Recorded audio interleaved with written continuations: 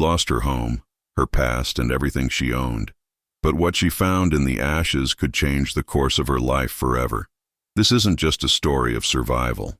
It's the beginning of something far greater. Thank you so much for watching and for all your comments. Let me know at the end if you liked the story, and where you're watching from and why you're following this. The morning air hung thick with the acrid smell of smoke and destruction as Alara Brenwick stood before the charred remains of what had once been her modest cottage. The timber frame that had sheltered her for 23 winters now lay collapsed and blackened, reduced to skeletal beams jutting upward like the ribs of some great fallen beast. Gray ash swirled in lazy spirals with each gust of cold wind that swept across the English countryside, carrying with it the bitter reminder of everything she had lost in the night's inferno. Her hands, still trembling from shock and exhaustion, clutched the worn woolen cloak wrapped tightly around her slender frame.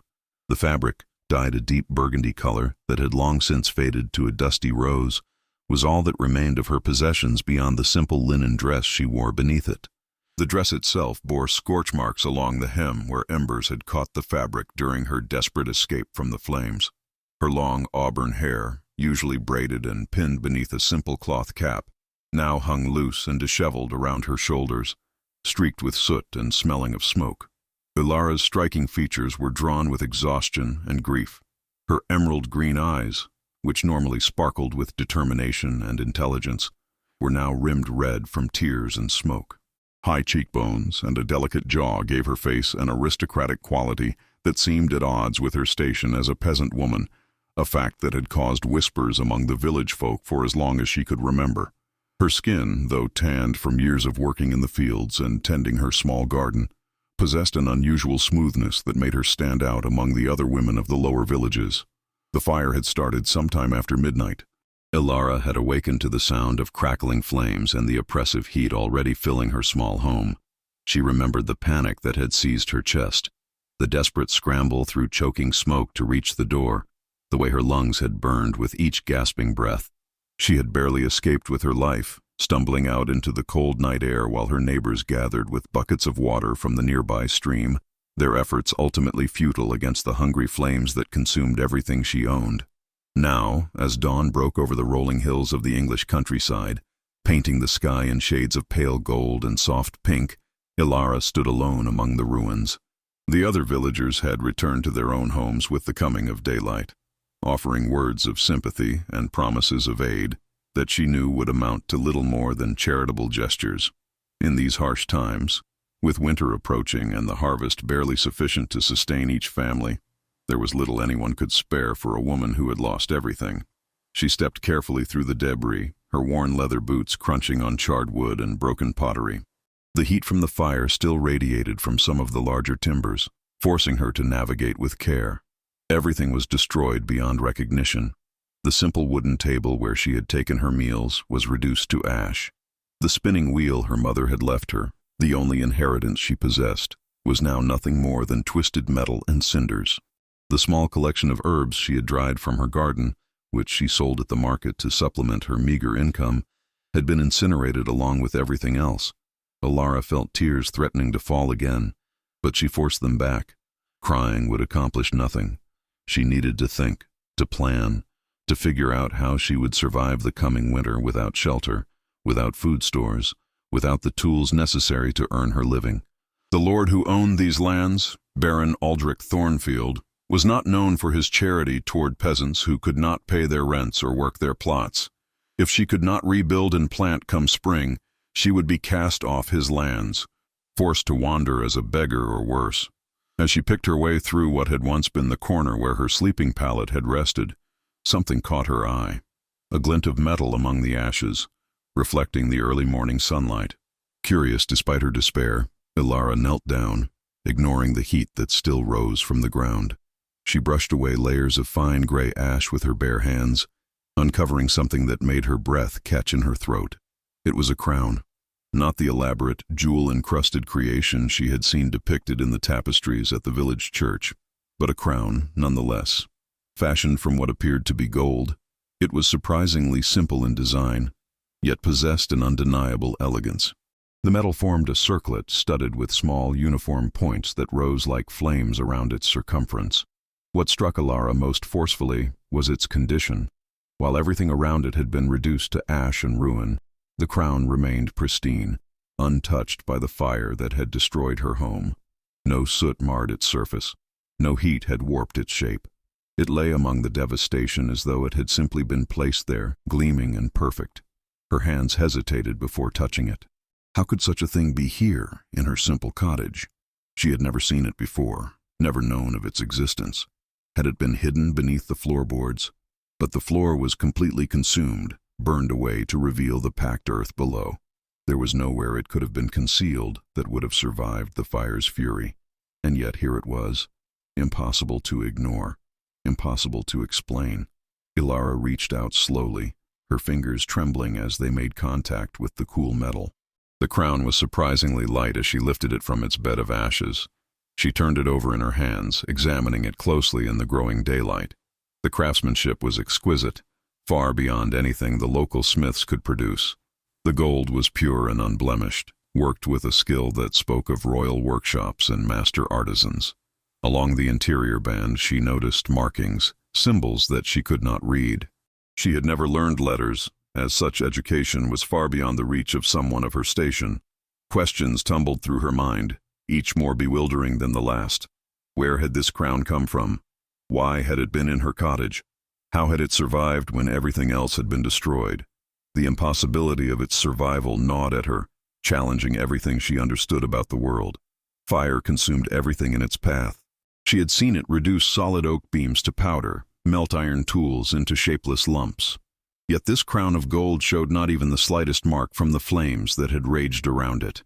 "Alara Brenwick, still picking through those ashes, are you?" The voice made her start, and she quickly hid the crown beneath her cloak before turning.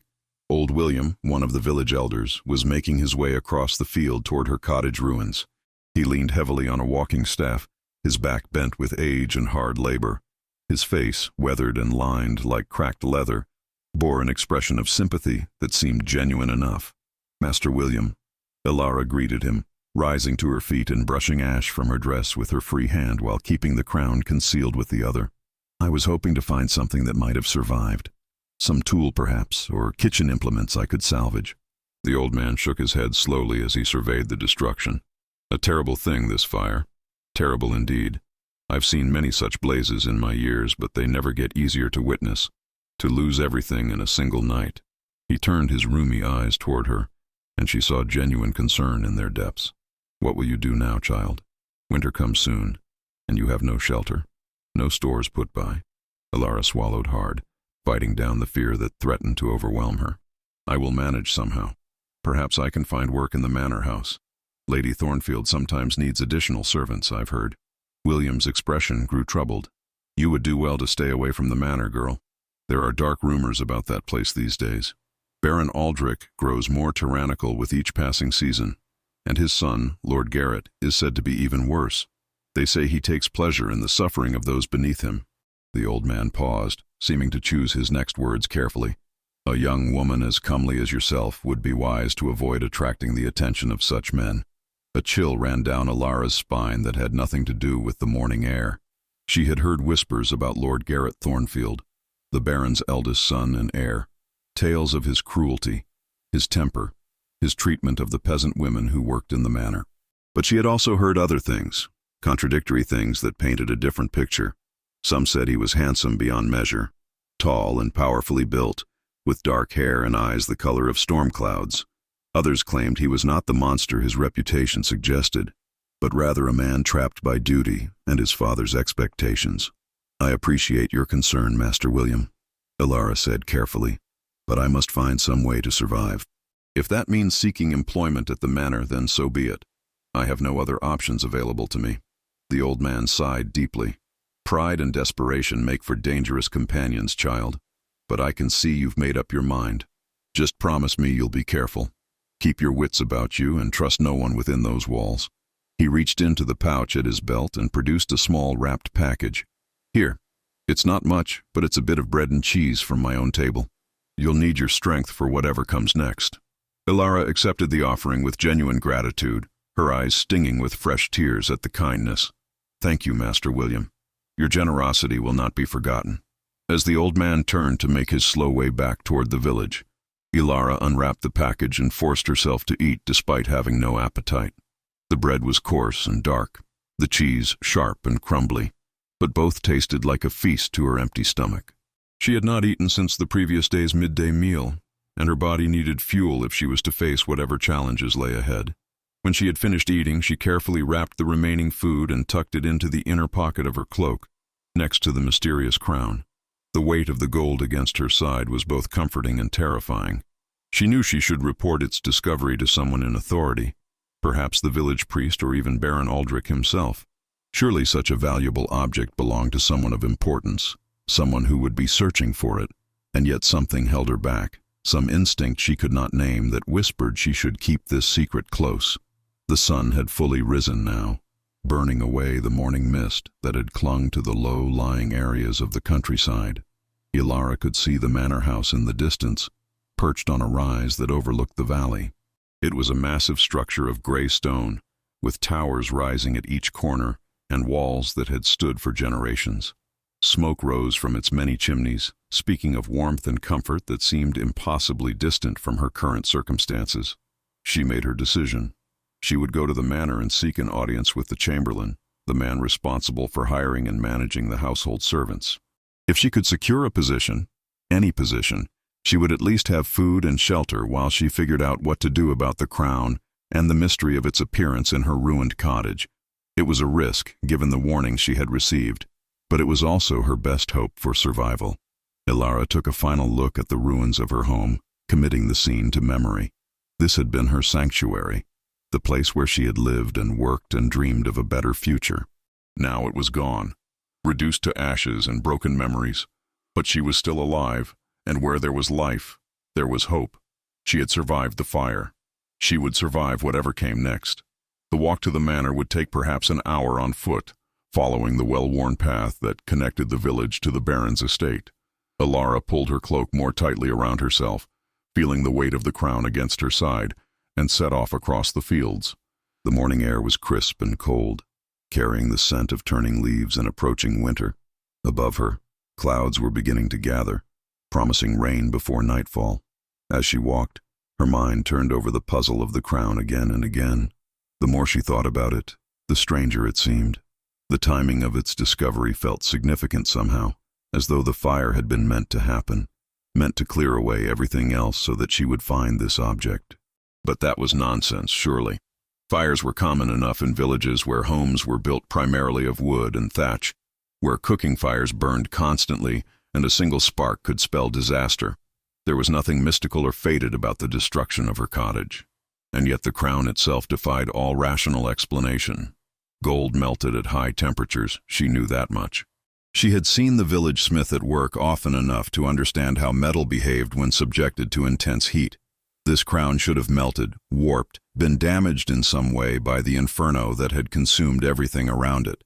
But it remained perfect, untouched, as though the flames had simply passed over it without effect. Ilara's thoughts were interrupted by the sound of hoofbeats approaching from behind. She stepped to the side of the path, making way for whoever was traveling on horseback. In the social order of medieval England, peasants moved aside for their betters, a lesson that had been drilled into her from childhood. She kept her eyes downcast, as was proper, watching from beneath her lashes as a rider came into view. The man sat astride a massive destrier, a war horse bred for strength and endurance. The animal was the color of midnight, its coat gleaming with health and good care. The rider himself was dressed in fine wool and leather, with a heavy cloak of dark gray that bore an emblem she recognized as the Thornfield family crest. As he drew closer, Ilara could make out more details of his appearance, and despite herself, she felt her breath catch. He was tall and powerfully built, with broad shoulders and long legs that gripped the horse's sides with practiced ease. His hair was dark as a raven's wing, falling past his collar in thick waves. His face was striking rather than classically handsome, with a strong jaw shadowed by dark stubble, a straight nose, and eyes that were indeed the color of storm clouds, gray and penetrating. There was an intensity to his features, a hardness that spoke of a man who had seen violence and was comfortable with it. He wore a sword at his hip, the pommel wrapped in worn leather that suggested frequent use. This, Ilara realized with a start, must be Lord Garrett Thornfield himself. She had never seen him before, as he rarely visited the village and peasants were not permitted to approach the manor without specific business, but the quality of his clothing, the Thornfield crest on his cloak, and the commanding presence he projected all pointed to his identity. She kept her eyes down, hoping he would simply ride past without acknowledging her presence. But the hoofbeats slowed, then stopped. Ilara remained still, her heart pounding in her chest. From the corner of her eye she could see the horse's legs, the way the animal shifted its weight restlessly as its rider held it in check. "You there, woman." His voice was deep and rough, carrying the accent of the educated nobility, but with an edge that suggested he was not accustomed to gentle conversation. Ilara had no choice but to respond. She lifted her gaze enough to show respect, but not so high as to meet his eyes directly, a delicate balance required when addressing one's betters. "My lord," she said quietly, offering a small curtsy, despite the ash and soot that still clung to her clothing. "I know you," he said, and there was an odd note in his voice, something between surprise and suspicion. "You're the woman from the cottage that burned last night. Ilara something." "Ilara Brenwick, my lord," she confirmed, wondering how he knew about the fire or her name. Did the lord of the manor truly concern himself with the fates of individual peasants on his lands? Garrett Thornfield dismounted with fluid grace, landing on the ground with barely a sound despite his size. Up close, he was even more imposing, standing more than a head taller than Ilara. He studied her with those gray eyes, his expression unreadable. She could smell leather and horse and something else, perhaps the scent of weapon oil. "You've lost everything," he stated rather than asked, his gaze taking in her disheveled appearance and smoke-damaged clothing. "Yes, my lord. The fire took all I possessed." "And where were you going?" "Walking alone on the road to my father's manor." Garrett's tone was sharp, suspicious even, as though he expected her to be carrying stolen goods or harboring some ill intent. Ilara forced herself to meet his gaze, though it took considerable courage to look directly into those storm-gray eyes. "I was hoping to seek employment, my lord. I have nothing left, no home, no possessions, no means to sustain myself through the coming winter. I thought perhaps the manor might have need of another servant, someone willing to work hard in exchange for shelter and food." Something flickered across Garrett's face, an expression too quick for Ilara to interpret. He was silent for a long moment, studying her with an intensity that made her skin prickle with awareness. She had the distinct impression that he was seeing far more than just a desperate peasant woman, though what else he might perceive, she could not guess. "You would willingly enter my father's service?" he asked finally, his voice carrying a strange weight to the question. "You have heard nothing of the Baron's temperament, I suppose? No warnings from the village gossips about what awaits those who work within those walls?" Ilara hesitated, unsure how to respond. To admit she had heard dark rumors would be to insult his family, but to claim complete ignorance would be an obvious lie. She chose her words carefully. "I have heard many things, my lord, but I have also learned that rumors are often exaggerated or entirely false, and regardless of what I have heard, I have little choice in the matter. It is either seek employment at the manor or face starvation when winter comes." A muscle twitched in Garrett's jaw, and for a moment Ilara thought she had angered him. But then he did something unexpected. He laughed, though it was a harsh, bitter sound that held no real amusement. Honest, at least. That's a rarity in these parts. He turned back to his horse, gathering the reins in one gloved hand. "Very well, Ilara Brenwick. You wish to work at the manor? So be it. But I warn you now, whatever comfort you imagine you'll find there is likely an illusion. My father is not a kind man, and those who serve him often regret their decision." Before Ilara could respond, Garrett swung himself back into the saddle with effortless strength. He looked down at her from his elevated position, his expression once again unreadable. "Walk beside my horse. I'll escort you to the manor myself and speak to the chamberlain on your behalf. Consider it an act of charity, though I suspect you'll curse my generosity before long." Ilara had no choice but to comply. She fell into step beside the massive destrier, acutely aware of how small and insignificant she must appear next to the towering warhorse and its imposing rider. They traveled in silence for several minutes, the only sounds being the rhythmic clip-clop of the horse's hooves on the packed earth and the rustle of wind through the bare branches of the trees that lined the path. The crown hidden beneath Alara's cloak seemed to grow heavier with each step, its presence a constant reminder of the secret she carried. She found herself wondering what Garrett would say if he knew about it, what he would do. Would he demand she surrender it immediately? Would he accuse her of theft, assume she had somehow stolen it from someone of importance? The thought made her stomach clench with anxiety. She had done nothing wrong, had simply found an object among the ruins of her own home, and yet she felt like a criminal harboring stolen goods. "You're quiet," Garrett observed after a while, his voice cutting through her troubled thoughts. Most women prattle endlessly when granted the opportunity to speak with nobility. They twitter about the weather, complain about their neighbors, beg for favors and special considerations. Alara glanced up at him, surprised by the observation.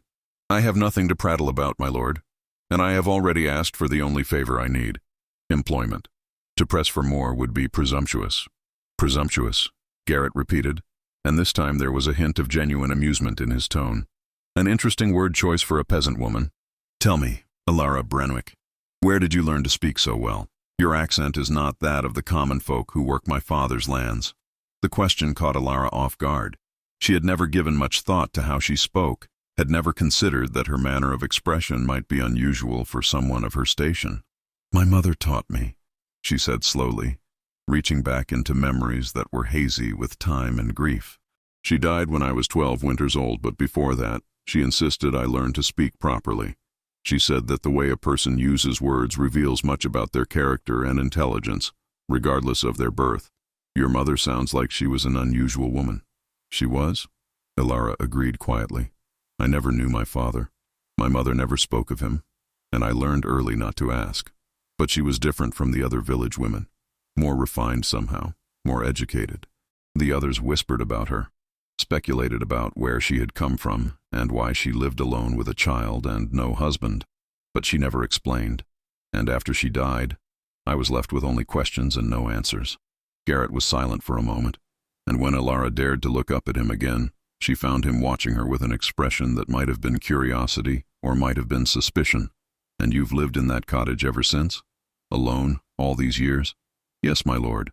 I worked the small plot of land, grew what vegetables I could, sold herbs at the market. It was a simple life, but it was mine." Her voice caught slightly on the last word, and she had to swallow hard against the grief that threatened to overwhelm her. Everything she had built, every small comfort she had managed to create, was gone now, reduced to ashes and memory. The manor house loomed larger as they approached, its gray stone walls rising imposingly against the cloudy sky. Up close, Alara could see details that had been invisible from a distance. The walls were thick and solid, built to withstand siege and attack.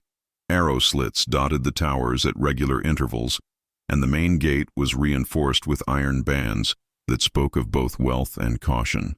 This was not just a lord's residence, but a fortress, designed to protect its inhabitants from enemies both external and internal. As they passed through the outer gate, Alara noticed guards stationed at various points along the walls. They wore matching livery in the Thornfield colors, dark gray and deep blue, and each carried weapons that looked well-maintained and ready for use. The guards watched their passage with expressions that ranged from curiosity to indifference, though she noticed several of them straightening to attention as they recognized Lord Garrett. The courtyard beyond the gate was spacious and busy with activity. Servants hurried about their duties, carrying bundles of firewood, buckets of water, baskets of vegetables from the manor's extensive gardens. Chickens pecked at the ground near one corner, their squawking providing a counterpoint to the deeper sounds of horses being led to and from the stables. The smell of cooking fires, animal pens, and human habitation filled the air, a complex mixture that was both familiar and foreign to Alara's senses. Garrett dismounted and handed his horse's reins to a young stable boy who appeared seemingly out of nowhere. "See that he's properly cooled down and fed," Garrett instructed, his tone carrying the easy authority of someone accustomed to being obeyed without question. The boy nodded eagerly and led the massive destrier away toward the stables. "Follow me," Garrett said to Alara, not bothering to look back to see if she complied. He strode across the courtyard with long, confident steps, his dark cloak billowing behind him in the wind. Alara hurried to keep pace, very aware of the curious stares directed her way by the other servants. She must have made quite a sight, covered in soot and ash, her hair wild and unkempt, walking in the wake of the Lord's Son, as though she had every right to be there. They entered the manor through a side entrance, stepping into a dim corridor lit by torches set in iron brackets along the walls. The temperature dropped noticeably inside the thick stone walls, and Alara shivered despite her cloak. The corridor stretched ahead of them, lined with doors that led to what Alara assumed were storage rooms, servants' quarters, and other functional spaces necessary for running a household of this size. Garrett led her through a series of turns, navigating the maze-like interior with the ease of long familiarity. They passed several other servants along the way, each of whom immediately stepped aside and bowed or curtsied as Garrett approached. He acknowledged none of them, his attention focused entirely on his destination. Finally, they stopped before a heavy wooden door reinforced with iron bands. Garrett knocked twice, sharp raps that echoed in the confined space. "Enter," came a voice from within, high-pitched and reedy. Garrett pushed open the door and stepped inside, with Alara following nervously behind him. The room beyond was clearly an office of some kind, with a large desk dominating the center of the space. Shelves lined the walls, filled with ledgers and scrolls and various documents that spoke of the administrative complexity involved in managing a large estate. A fire burned in a small hearth, providing warmth and additional light to supplement the candles that flickered on the desk. Behind the desk sat a man who could only be the chamberlain. He was thin and narrow-shouldered, with a pinched face and small, calculating eyes that reminded Alara of a weasel. His hair was sparse and gray, combed over his balding pate in an attempt to disguise his advancing age. He wore robes of fine wool dyed a somber brown, and his fingers were stained with ink from his constant work with documents and accounts. The chamberlain's eyes widened when he saw Garrett, and he immediately rose from his seat and executed a deep bow. "Lord Garrett, this is an unexpected pleasure. How may I be of service to you?" "Master Cedric," Garrett acknowledged with a curt nod. "This woman is Alara Brenwick. Her cottage burned to the ground last night, leaving her destitute. She seeks employment in the manor household. I want you to find a position for her." Cedric's gaze shifted to Alara, and she saw his nose wrinkle slightly as he took in her disheveled, smoke-stained appearance. "My lord, while I appreciate your charitable impulse, we are currently fully staffed. Taking on another servant would strain our resources unnecessarily, particularly with winter approaching and—" "I don't recall asking for your opinion on our staffing needs, Cedric," Garrett interrupted, his voice dropping to a dangerous low tone that sent a chill down Alara's spine. "I gave you an instruction. Find her a position. Kitchen work, laundry, cleaning, I don't care what you assign her, but she will have employment here, shelter, and food. Am I making myself clear?" The chamberlain's face flushed, and his thin lips pressed together in obvious displeasure. But he was no fool. He bowed again, deeper this time, his voice carefully neutral when he spoke. "Of course, my lord. Perfectly clear. I shall see to it immediately." "Good." Garrett turned to leave, then paused and looked back at Alara. For a moment their eyes met, and she saw something in his expression that she could not quite identify. Concern, perhaps, or warning. "Work hard, keep your head down, and stay out of trouble," he said, his voice gruff. "This place can be dangerous for those who don't know how to navigate its currents." Before Alara could respond, before she could even properly thank him for his intervention on her behalf, Garrett was gone, striding out of the office and disappearing down the corridor beyond. The door closed behind him with a solid thud, leaving Alara alone with Chamberlain Cedric and the weight of his obvious irritation. The Chamberlain sat back down at his desk with a heavy sigh, his fingers drumming an agitated rhythm on the wooden surface. "Well," he said sourly, "it seems Lord Garrett has taken an interest in your welfare, though why he should care about a common peasant woman is beyond my comprehension. Nevertheless, his word is law in this household, and I have no choice but to comply with his wishes." He pulled out a ledger and began flipping through its pages, muttering to himself as he scanned the contents. "Kitchen is full, laundry is adequately staffed. The stables certainly don't need a woman." He continued in this vein for several minutes while Alara stood awkwardly in front of his desk, unsure whether she should speak or remain silent. Finally, Cedric looked up, his calculating eyes fixed on her with an expression that made Alara distinctly uncomfortable. "Can you read?" The question surprised her. "No, Master Cedric. I never learned my letters." "Pity? That would have made you more useful." He tapped his fingers on the desk again, thinking. "Can you sew? Men clothing, that sort of thing?" "Yes, sir." My mother taught me to sew when I was young. I can mend garments, darn stockings, even do some basic embroidery if needed. Cedric's expression brightened slightly.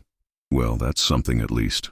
Lady Millicent, the Baron's wife, is always complaining about the quality of the seamstress work. Perhaps you can be of use there.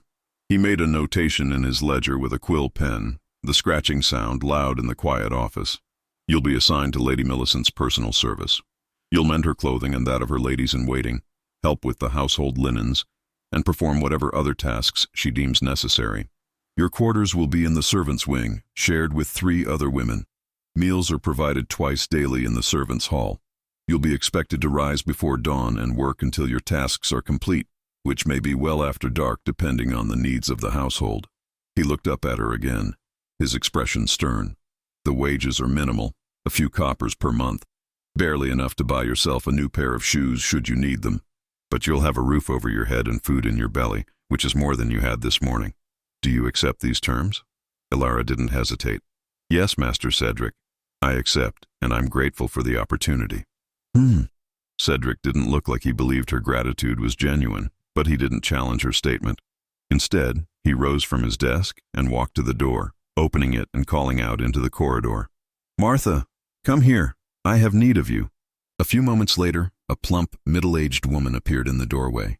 She had a kind face, weathered by years of hard work, but still possessing a warmth that immediately put Elara more at ease.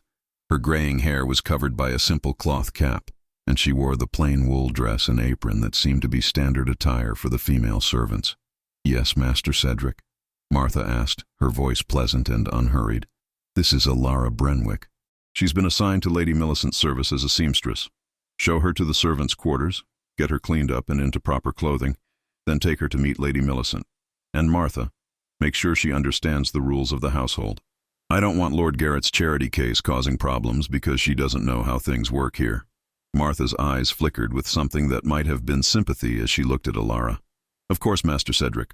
Come along, dear. Let's get you sorted out.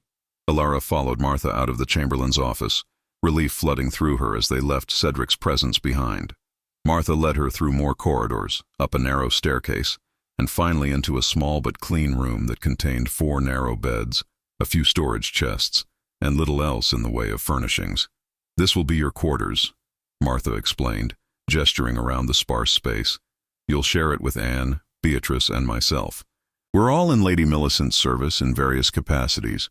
The beds are first come, first served each night, but we generally stick to the same ones out of habit. You can have that one in the corner. It gets the most draft from the window, but it's also the furthest from the door, which means you'll be disturbed less when the others come in late.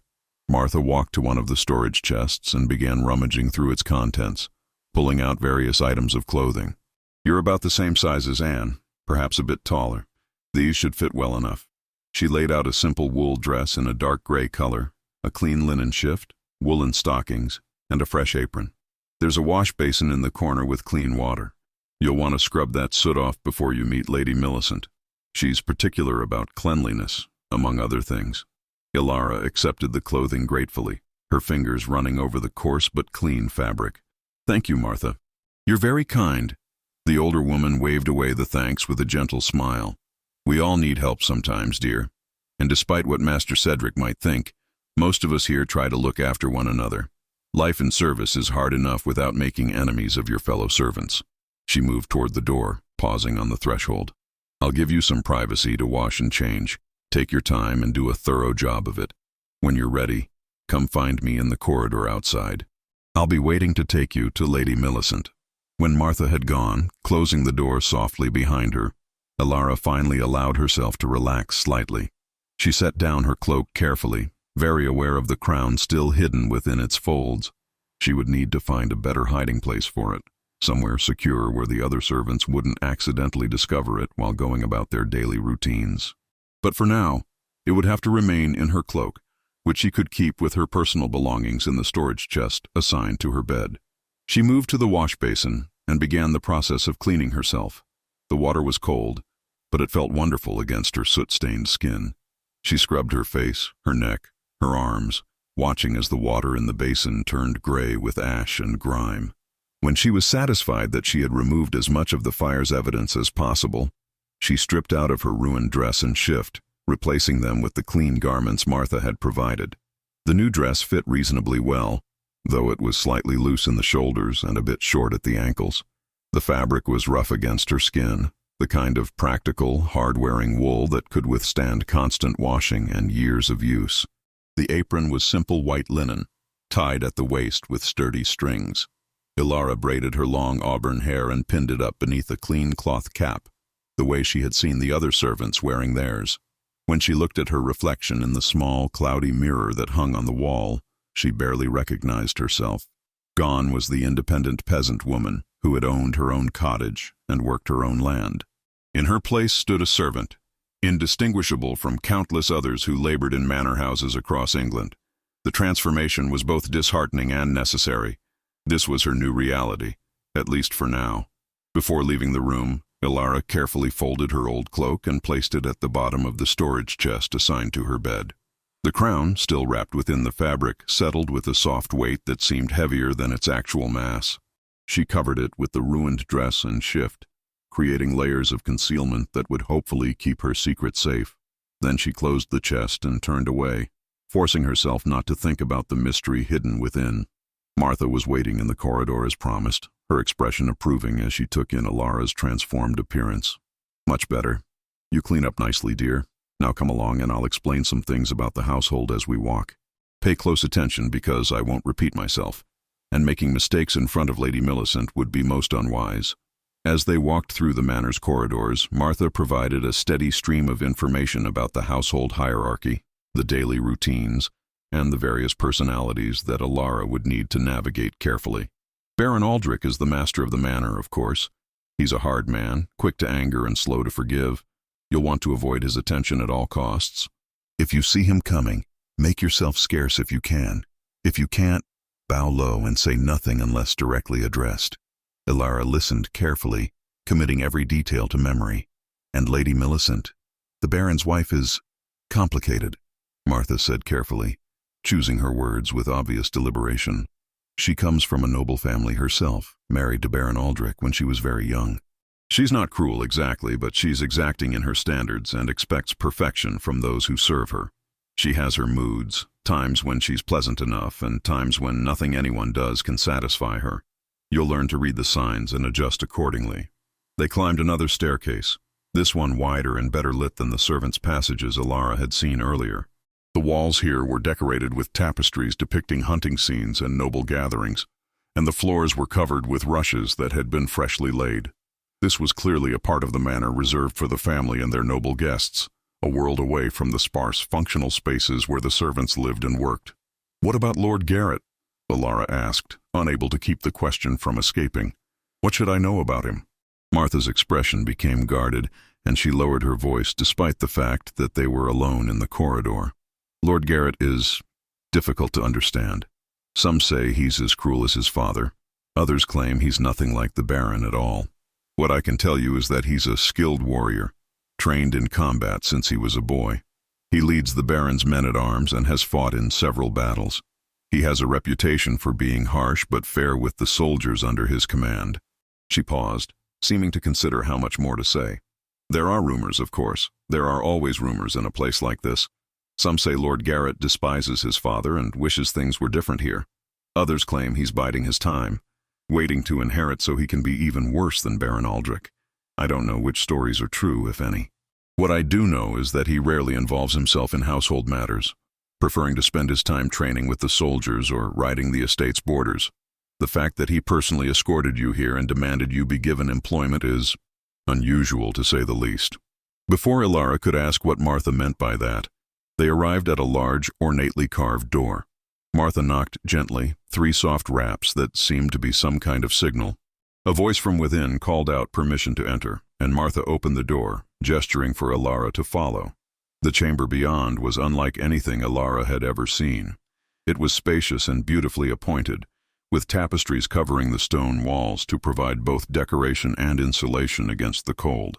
A large canopied bed dominated one corner, its curtains made of rich fabric embroidered with intricate patterns. Several cushioned chairs were arranged near a fireplace where a cheerful blaze crackled and popped. Windows with real glass panes, not just shutters, let in the gray daylight from outside. Lady Millicent sat in one of the chairs near the fire, a piece of embroidery work resting in her lap. She was a woman of perhaps 40 winters, though she had clearly once been beautiful. Her features were delicate and aristocratic, with high cheekbones and a small, elegant nose. Her hair, now streaked with silver, was arranged in an elaborate style that must have taken her maid hours to create. She wore a gown of deep blue wool lined with fur at the collar and cuffs, and her fingers sparkled with several rings set with precious stones. "My lady," Martha said, executing a deep curtsy. "This is Ilara Brenwick, the new seamstress that Master Cedric mentioned. Lord Garrett brought her this morning and requested she be given a position in your service." Lady Millicent's eyes, a pale blue that reminded Ilara of winter ice, fixed on her with sharp intelligence. She set aside her embroidery and gestured for Ilara to step closer. "Come into the light, girl. Let me have a proper look at you." Ilara moved forward obediently, very aware of Lady Millicent's scrutiny. The noblewoman studied her for a long moment, her expression revealing nothing of her thoughts. Finally she spoke, her voice cultured and cool. "You're the one whose cottage burned, I take it. The fire we could see from the manor windows last night." "Yes, my lady," Ilara confirmed, keeping her eyes downcast respectfully. "And my stepson took it upon himself to offer you employment here. How charitable of him." There was something in Lady Millicent's tone that suggested she found Garrett's charity suspicious or noteworthy in some way, though Ilara couldn't determine exactly what she meant. "Tell me, girl, what skills do you possess that make you worthy of a place in my household?" "I can sew, my lady. Mend clothing, darn stockings, do basic embroidery. My mother taught me when I was young, and I've kept up the practice over the years." Lady Millicent stood and walked to a large chest against one wall. She opened it and withdrew a lady's gown made of fine silk in a pale green color. The fabric was beautiful, but Ilara could see that the hem had been torn, and several of the delicate stitches along the bodice had come loose. "This is one of my favorite gowns," Lady Millicent said, holding it up to the light. "It was damaged at a recent gathering when someone carelessly stepped on the hem. The seamstress I employed previously attempted to repair it, but her work was sloppy and unacceptable. If you can mend this properly, making the repair invisible, then you may stay. If you cannot, then Lord Garrett's charity will have been wasted, and you'll need to find employment elsewhere. Do you understand?" The challenge was clear, and Ilara felt a flutter of nervousness in her stomach. She had never worked with silk before, had never handled fabric so fine and expensive, but she had no choice except to try her best and hope that her mother's teachings would serve her well. "I understand, my lady. I will do my best to meet your standards." "Your best had better be exceptional," Lady Millicent said coldly, handing her the gown. "Martha will show you where the sewing supplies are kept. You have until tomorrow morning to complete the repairs. If I am satisfied with your work, you may remain. If not—" She left the threat unfinished, but the implication was clear enough. Martha curtsied again and gestured for Ilara to follow her out of the chamber. They retraced their steps through the corridors, Martha's expression sympathetic. "Don't worry too much, dear. Lady Millicent gives that same test to every new seamstress. It's her way of determining whether you're worth keeping around. Just take your time, be careful with your stitches, and you'll do fine."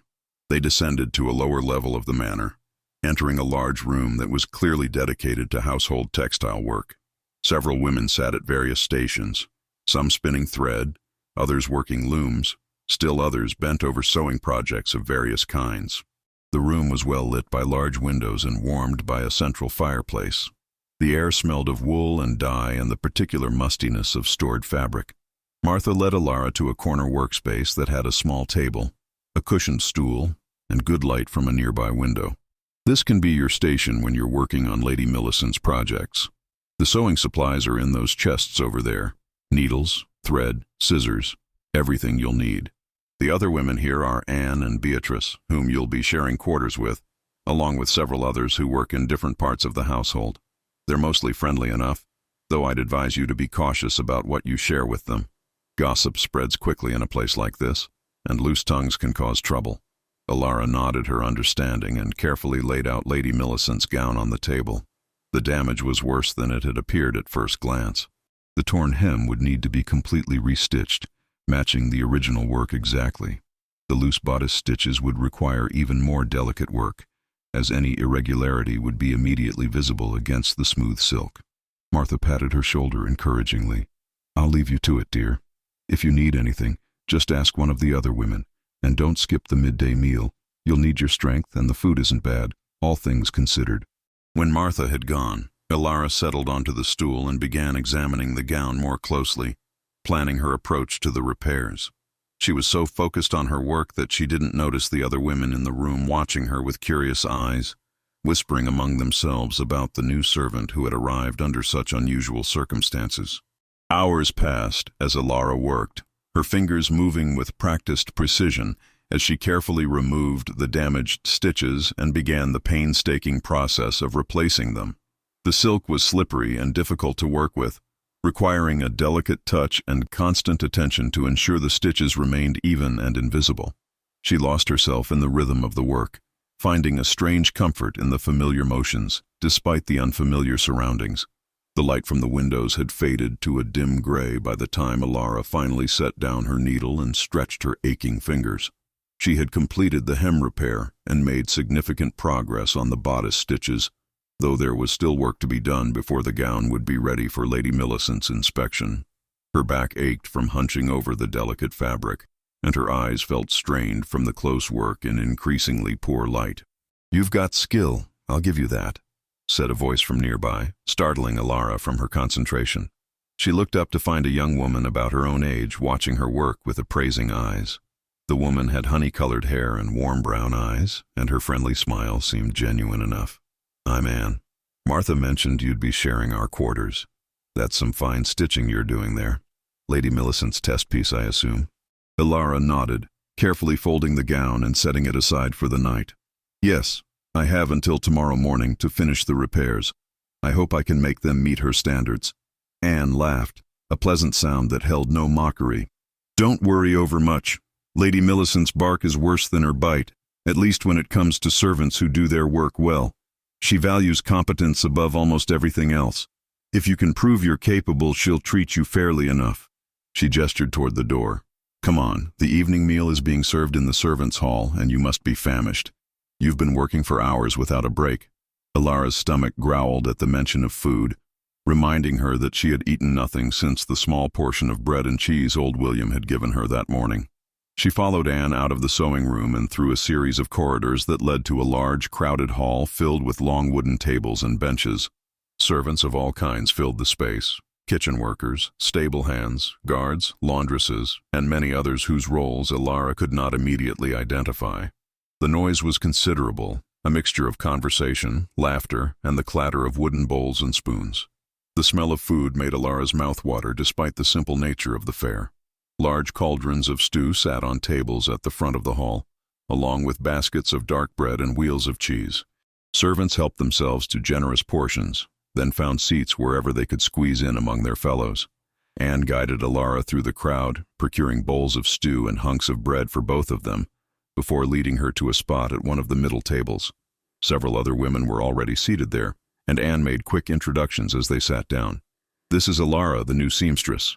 "Ilara, this is Beatrice, who also works in Lady Millicent's service, and this is Catherine and Joan, who work in the kitchens." Beatrice was older than Anne, perhaps 30 winters, with dark hair and sharp features that might have been pretty if not for the perpetual frown that seemed etched into her face. She looked Ilara up and down with an expression that was far from welcoming. "So you're the one Lord Garrett personally escorted to the manor this morning. That's caused quite a stir among the staff, you know.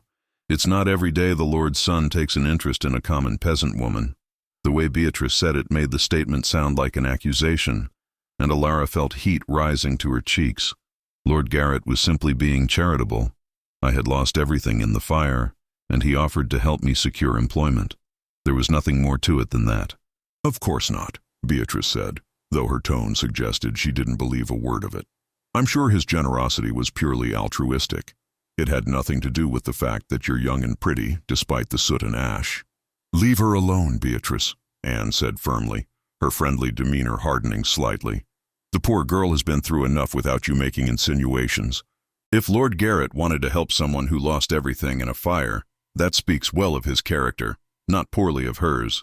Beatrice sniffed disdainfully, but said nothing more. turning her attention to her meal instead.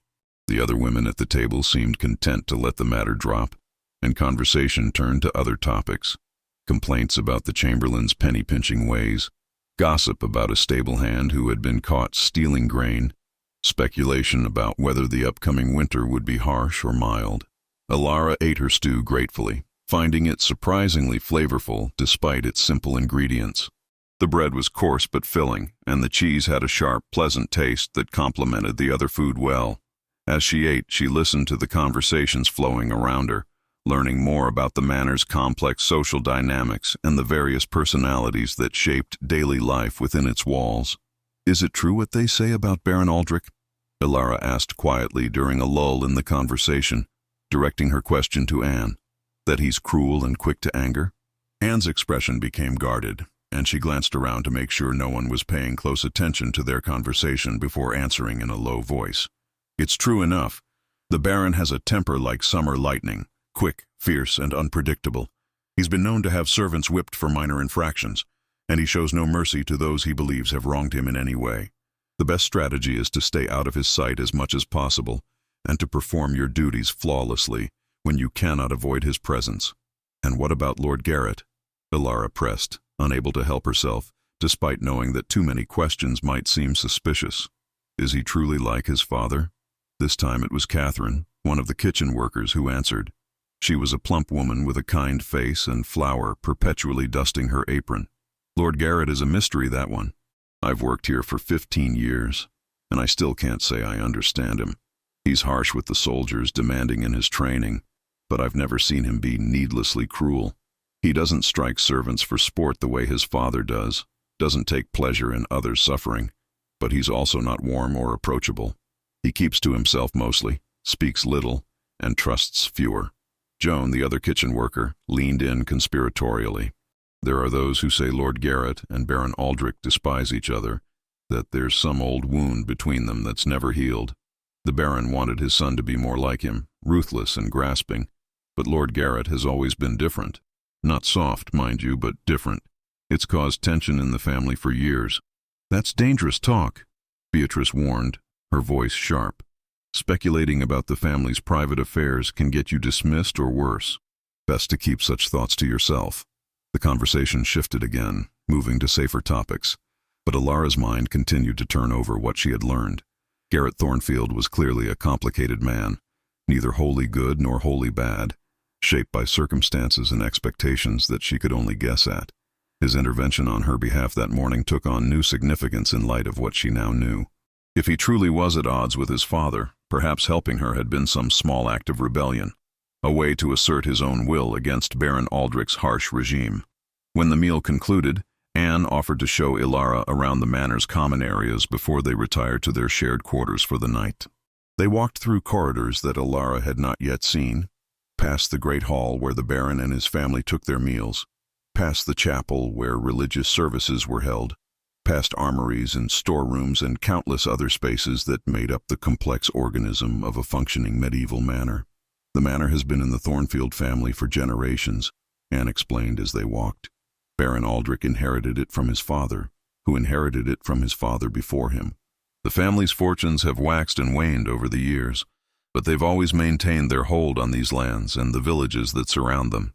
Some say the current Baron is the most ruthless of them all, that previous generations were more benevolent in their rule." They paused near a window that overlooked the manor's inner courtyard. Twilight had fallen, and torches had been lit to illuminate the space below. Ilara could see guards making their rounds, their weapons glinting in the flickering light. The sight reminded her of the precarious position she now occupied. Living at the mercy of a lord she had been warned was dangerous and unpredictable. "What about Lady Millicent?" Ilara asked. "How did she come to marry Baron Aldrich?" Anne's expression became sympathetic. "It was an arranged marriage, as most noble marriages are. Lady Millicent was the daughter of a powerful lord from the north. She was very young when she wed the Baron, barely 15 winters. They say she was beautiful and spirited then, full of life and laughter. But years of living with Baron Aldrich have changed her. She's grown cold and distant, finding what comfort she can in her embroidery and her ladies-in-waiting. She and the Baron barely speak to each other anymore, from what I've observed." They maintain the appearance of a proper noble marriage, but there's no warmth between them. That's terribly sad, Alara murmured, feeling genuine sympathy for the noble woman she had met earlier. It is, Anne agreed. But such is the way of noble marriages. Love rarely factors into the arrangements. Alliances, property, political advantage. Those are what matter to families like the Thornfields. She turned away from the window, gesturing for Alara to follow. Come on, we should return to our quarters. You'll need to rise early tomorrow to finish Lady Millicent's gown before she expects to see it. They made their way back through the maze of corridors to the small room that Alara would now call home. Martha and Beatrice were already there, preparing for sleep. Martha greeted them warmly, while Beatrice merely grunted an acknowledgement before turning her face to the wall. Alara went to the storage chest that held her belongings, intending to retrieve her night shift, but paused when she opened the lid. Something felt wrong, though she couldn't immediately identify what. The items inside were not quite as she had left them. Her ruined dress had been shifted slightly, and the folds of her cloak seemed disturbed, as though someone had been searching through the chest's contents. Her heart began to pound as she carefully lifted out the cloak, trying to appear casual despite her mounting anxiety. She could feel the weight of the crown still hidden within its folds, but had someone else felt it as well? Had one of her roommates discovered her secret? She glanced around the room, but Martha was already in bed with her back turned, and Anne was braiding her hair for the night, seemingly unconcerned with anything except her own routine. Beatrice remained facing the wall, giving no indication that she was aware of or interested in what Alara was doing. Perhaps Alara was simply being paranoid. Perhaps no one had touched her things at all, and the disarray she perceived was merely the result of her own hasty packing that morning. She told herself this as she quietly retrieved her night shift and prepared for bed, but the uneasy feeling would not leave her. The crown had to be better hidden, that much was certain. But where in this small shared room could she conceal something so valuable and so inexplicable? That night, Alara lay awake long after the other women had fallen asleep, listening to their various breathing patterns and the occasional snore from Martha's corner. Her mind raced with questions and worries. What was she going to do about the crown? Should she reveal its existence to someone in authority? But who could she trust? Master Cedric seemed like a petty, self-serving man who would likely confiscate it immediately and claim credit for its discovery. Baron Aldrich was reportedly cruel and grasping, hardly someone she wanted to involve in this mystery. And Lord Garrett, despite his unexpected kindness that morning, was still largely unknown to her. The crown's very existence defied explanation. How had it come to be in her cottage? Why had it survived the fire when everything else had been destroyed? The questions circled endlessly through her thoughts, offering no answers, only deepening the mystery. Finally, exhaustion claimed her, and she drifted into an uneasy sleep filled with dreams of fire and gold and storm-gray eyes that seemed to see straight through to her secrets. She awoke before dawn, as she had promised herself she would, and dressed quietly in the darkness so as not to disturb the other women. She retrieved Lady Millicent's gown from where she had carefully stored it the previous evening and made her way through the silent corridors to the sewing room. The manor was eerily quiet at this hour, with only the occasional guard or early-rising servant moving through the halls. The sewing room was cold and dark, and Alara had to light several candles to provide enough illumination for her work. She settled at her station and took up her needle, determined to complete the repairs to the absolute best of her ability. The bodice stitches required another hour of painstaking work, but finally, she was satisfied that they were as invisible as she could make them. She examined the entire gown minutely, looking for any flaws or imperfections that might displease Lady Millicent, but found none. The repairs were, if she allowed herself a moment of pride, excellent. As the first light of dawn began to filter through the windows, Martha appeared in the doorway, already dressed and ready to begin her daily duties. "Oh, good. You're already awake and working. Have you finished?" Alara held up the gown for Martha's inspection. "I believe so. I've done the best I can with it." Martha examined the repairs closely, running her fingers over the stitches and holding the fabric up to the light. A smile spread across her kind face. "This is beautiful work, dear. Truly exceptional. Lady Millicent will be pleased, I'm certain of it. Come, let's take it to her now. She rises early and will want to see it before she begins her day." They made their way once more through the manor's corridors to Lady Millicent's chambers. Martha knocked on the door, and when permission was granted, they entered to find the noblewoman already dressed for the day in a gown of deep burgundy wool. Her hair had been arranged in its elaborate style, and she was breaking her fast with bread and fruit at a small table near the fire. "My lady," Martha said, curtsying deeply, "Ilara has completed the repairs to your green gown." Lady Millicent set down her cup and held out her hand imperiously. Ilara approached and carefully handed over the gown, her heart pounding with nervousness. The noblewoman examined the repairs in silence, her face revealing nothing of her thoughts. The scrutiny seemed to last an eternity, though it could have been no more than a few minutes. Finally, Lady Millicent looked up, and to Ilara's immense relief, there was a hint of approval in her pale blue eyes. "This is acceptable work. More than acceptable, in fact. The stitches are neat and even, virtually invisible as I requested. You have proven yourself capable, Ilara Brenwick. You may remain in my service." The relief that flooded through Ilara was so intense it made her dizzy. "Thank you, my lady. I'm honored to serve you. See that you maintain this standard in all your work," Lady Millicent said, her tone returning to its usual coolness. "I have several other garments that require mending, as do my ladies-in-waiting. Martha will show you what needs to be done. You are dismissed." The days that followed settled into a rhythm that was both demanding and strangely comforting. Ilara rose before dawn each morning, dressed in the dim light, and made her way to the sewing room where she spent long hours mending the elaborate garments of Lady Millicent and her ladies-in-waiting. The work was meticulous and often tedious, but Ilara found a certain peace in it, a respite from the questions and uncertainties that plagued her thoughts whenever she had idle moments. She proved herself valuable quickly, her skilled fingers repairing torn hems, replacing broken lacings, and reinforcing seams with such precision that Lady Millicent began requesting her specifically for the most delicate work. The other seamstresses in the household noticed this favoritism and responded with varying degrees of resentment and respect. Anne remained friendly and supportive, often bringing Ilara extra portions from the kitchen or saving her a good seat at meals. Beatrice's hostility seemed to deepen rather than diminish, her sharp comments and suspicious glances becoming a regular feature of life in their shared quarters. It was on the 5th day of Ilara's employment that she encountered Lord Garrett again. She had been sent to deliver a freshly mended cloak to Lady Millicent's chambers, taking a route through the manor that led past the training yard, where the Baron's soldiers practiced their combat skills. The sound of clashing swords and shouted commands drew her attention, and despite knowing she should hurry about her task, she found herself pausing near a window that overlooked the yard. The scene below was impressive and intimidating in equal measure. Perhaps 20 men were engaged in various training exercises, some practicing swordwork in pairs, others shooting arrows at distant targets, still others engaged in wrestling matches that looked brutal even from a distance. But it was the figure at the center of the yard who commanded Ilara's attention. Lord Garrett stood in a cleared space, stripped to the waist despite the cool autumn air, his muscular torso gleaming with sweat as he faced off against 2 opponents simultaneously. He wielded a long sword with fluid grace, parrying strikes from both attackers while launching his own offensive maneuvers with controlled precision. The display was mesmerizing, a deadly dance that demonstrated both power and skill in equal measure.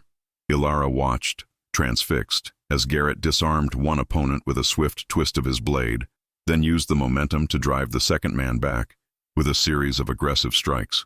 His body moved with the confidence of someone who had trained for this since childhood, every motion economical and purposeful. The muscles of his shoulders and arms flexed with each swing of the sword, and his dark hair, damp with exertion, fell across his forehead in a way that made him look younger and somehow more approachable than the stern lord who had escorted her to the manor. "Enjoying the view?" The voice came from directly behind her, causing Ilara to spin around with a startled gasp. She found herself face to face with a young man she had not seen before, perhaps a year or 2 younger than herself, with sandy blonde hair and hazel eyes that sparkled with mischief. He wore the livery of the Baron's household, marking him as someone of minor noble birth or at least sufficient importance to warrant better clothing than the common servants. I was just," Ilara stammered, feeling heat rush to her cheeks at being caught staring. The young man laughed, a friendly sound that held no malice. "No need to apologize. Half the women in the manor find excuses to pass by the training yard when Lord Garrett is working with the men. I'm Thomas, by the way. I serve as a page to Baron Aldrich, though I'm hoping to be elevated to squire soon if I can prove myself worthy. Alara, she replied, relaxing slightly at his easy manner. I'm a seamstress in Lady Millicent's service. Ah, yes, the woman who arrived under such dramatic circumstances.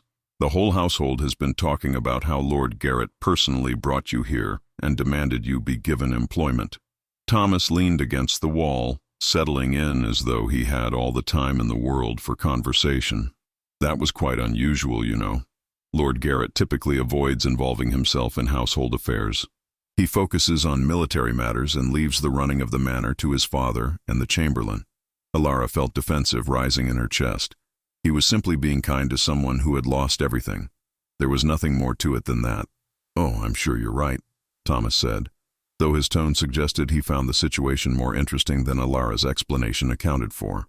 Lord Garrett is known for his sense of duty and honor, after all.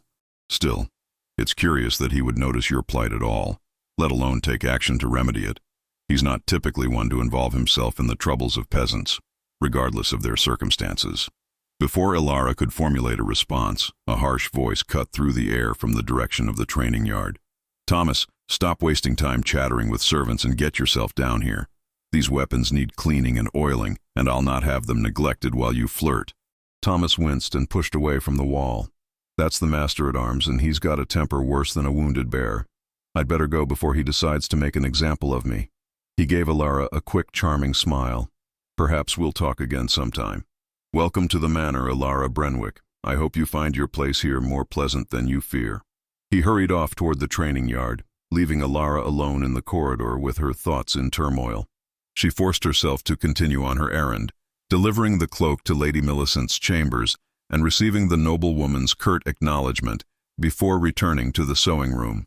But her mind kept returning to the image of Garrett training in the yard, to Thomas's insinuations about the Lord's unusual interest in her welfare, to the growing sense that her presence in the manor was attracting more attention than was comfortable or safe. That evening, as Alara sat working on a complex piece of embroidery that would adorn the sleeve of one of Lady Millicent's gowns, Martha approached her station with an unusual expression on her kind face. It was a mixture of concern and something that might have been warning. "Alara, dear, I need to speak with you about something important," Martha said quietly, glancing around to ensure no one else was within earshot. The other women in the sewing room were absorbed in their own work, their attention focused on their tasks rather than their colleagues' conversations. Alara set down her needle, anxiety knotting in her stomach. "What is it, Martha? Have I done something wrong?" No, nothing like that. Your work has been exemplary, and Lady Millicent is quite pleased with you." Martha pulled up a stool and sat down, her voice dropping even lower. "But there are rumors circulating. Whispers about why Lord Garrett took such an interest in you. Some of the servants are speculating that there's more to the story than simple charity." The anxiety in Alara's stomach tightened into a hard ball. "What kind of speculation?" Martha looked uncomfortable, her fingers twisting the fabric of her apron. "Some are suggesting that perhaps you and Lord Garrett had an understanding before you came to the manor. That perhaps the fire was convenient, giving him an excuse to bring you here without raising too many questions about the nature of your relationship." Alara felt her face flush with indignation. "That's absurd.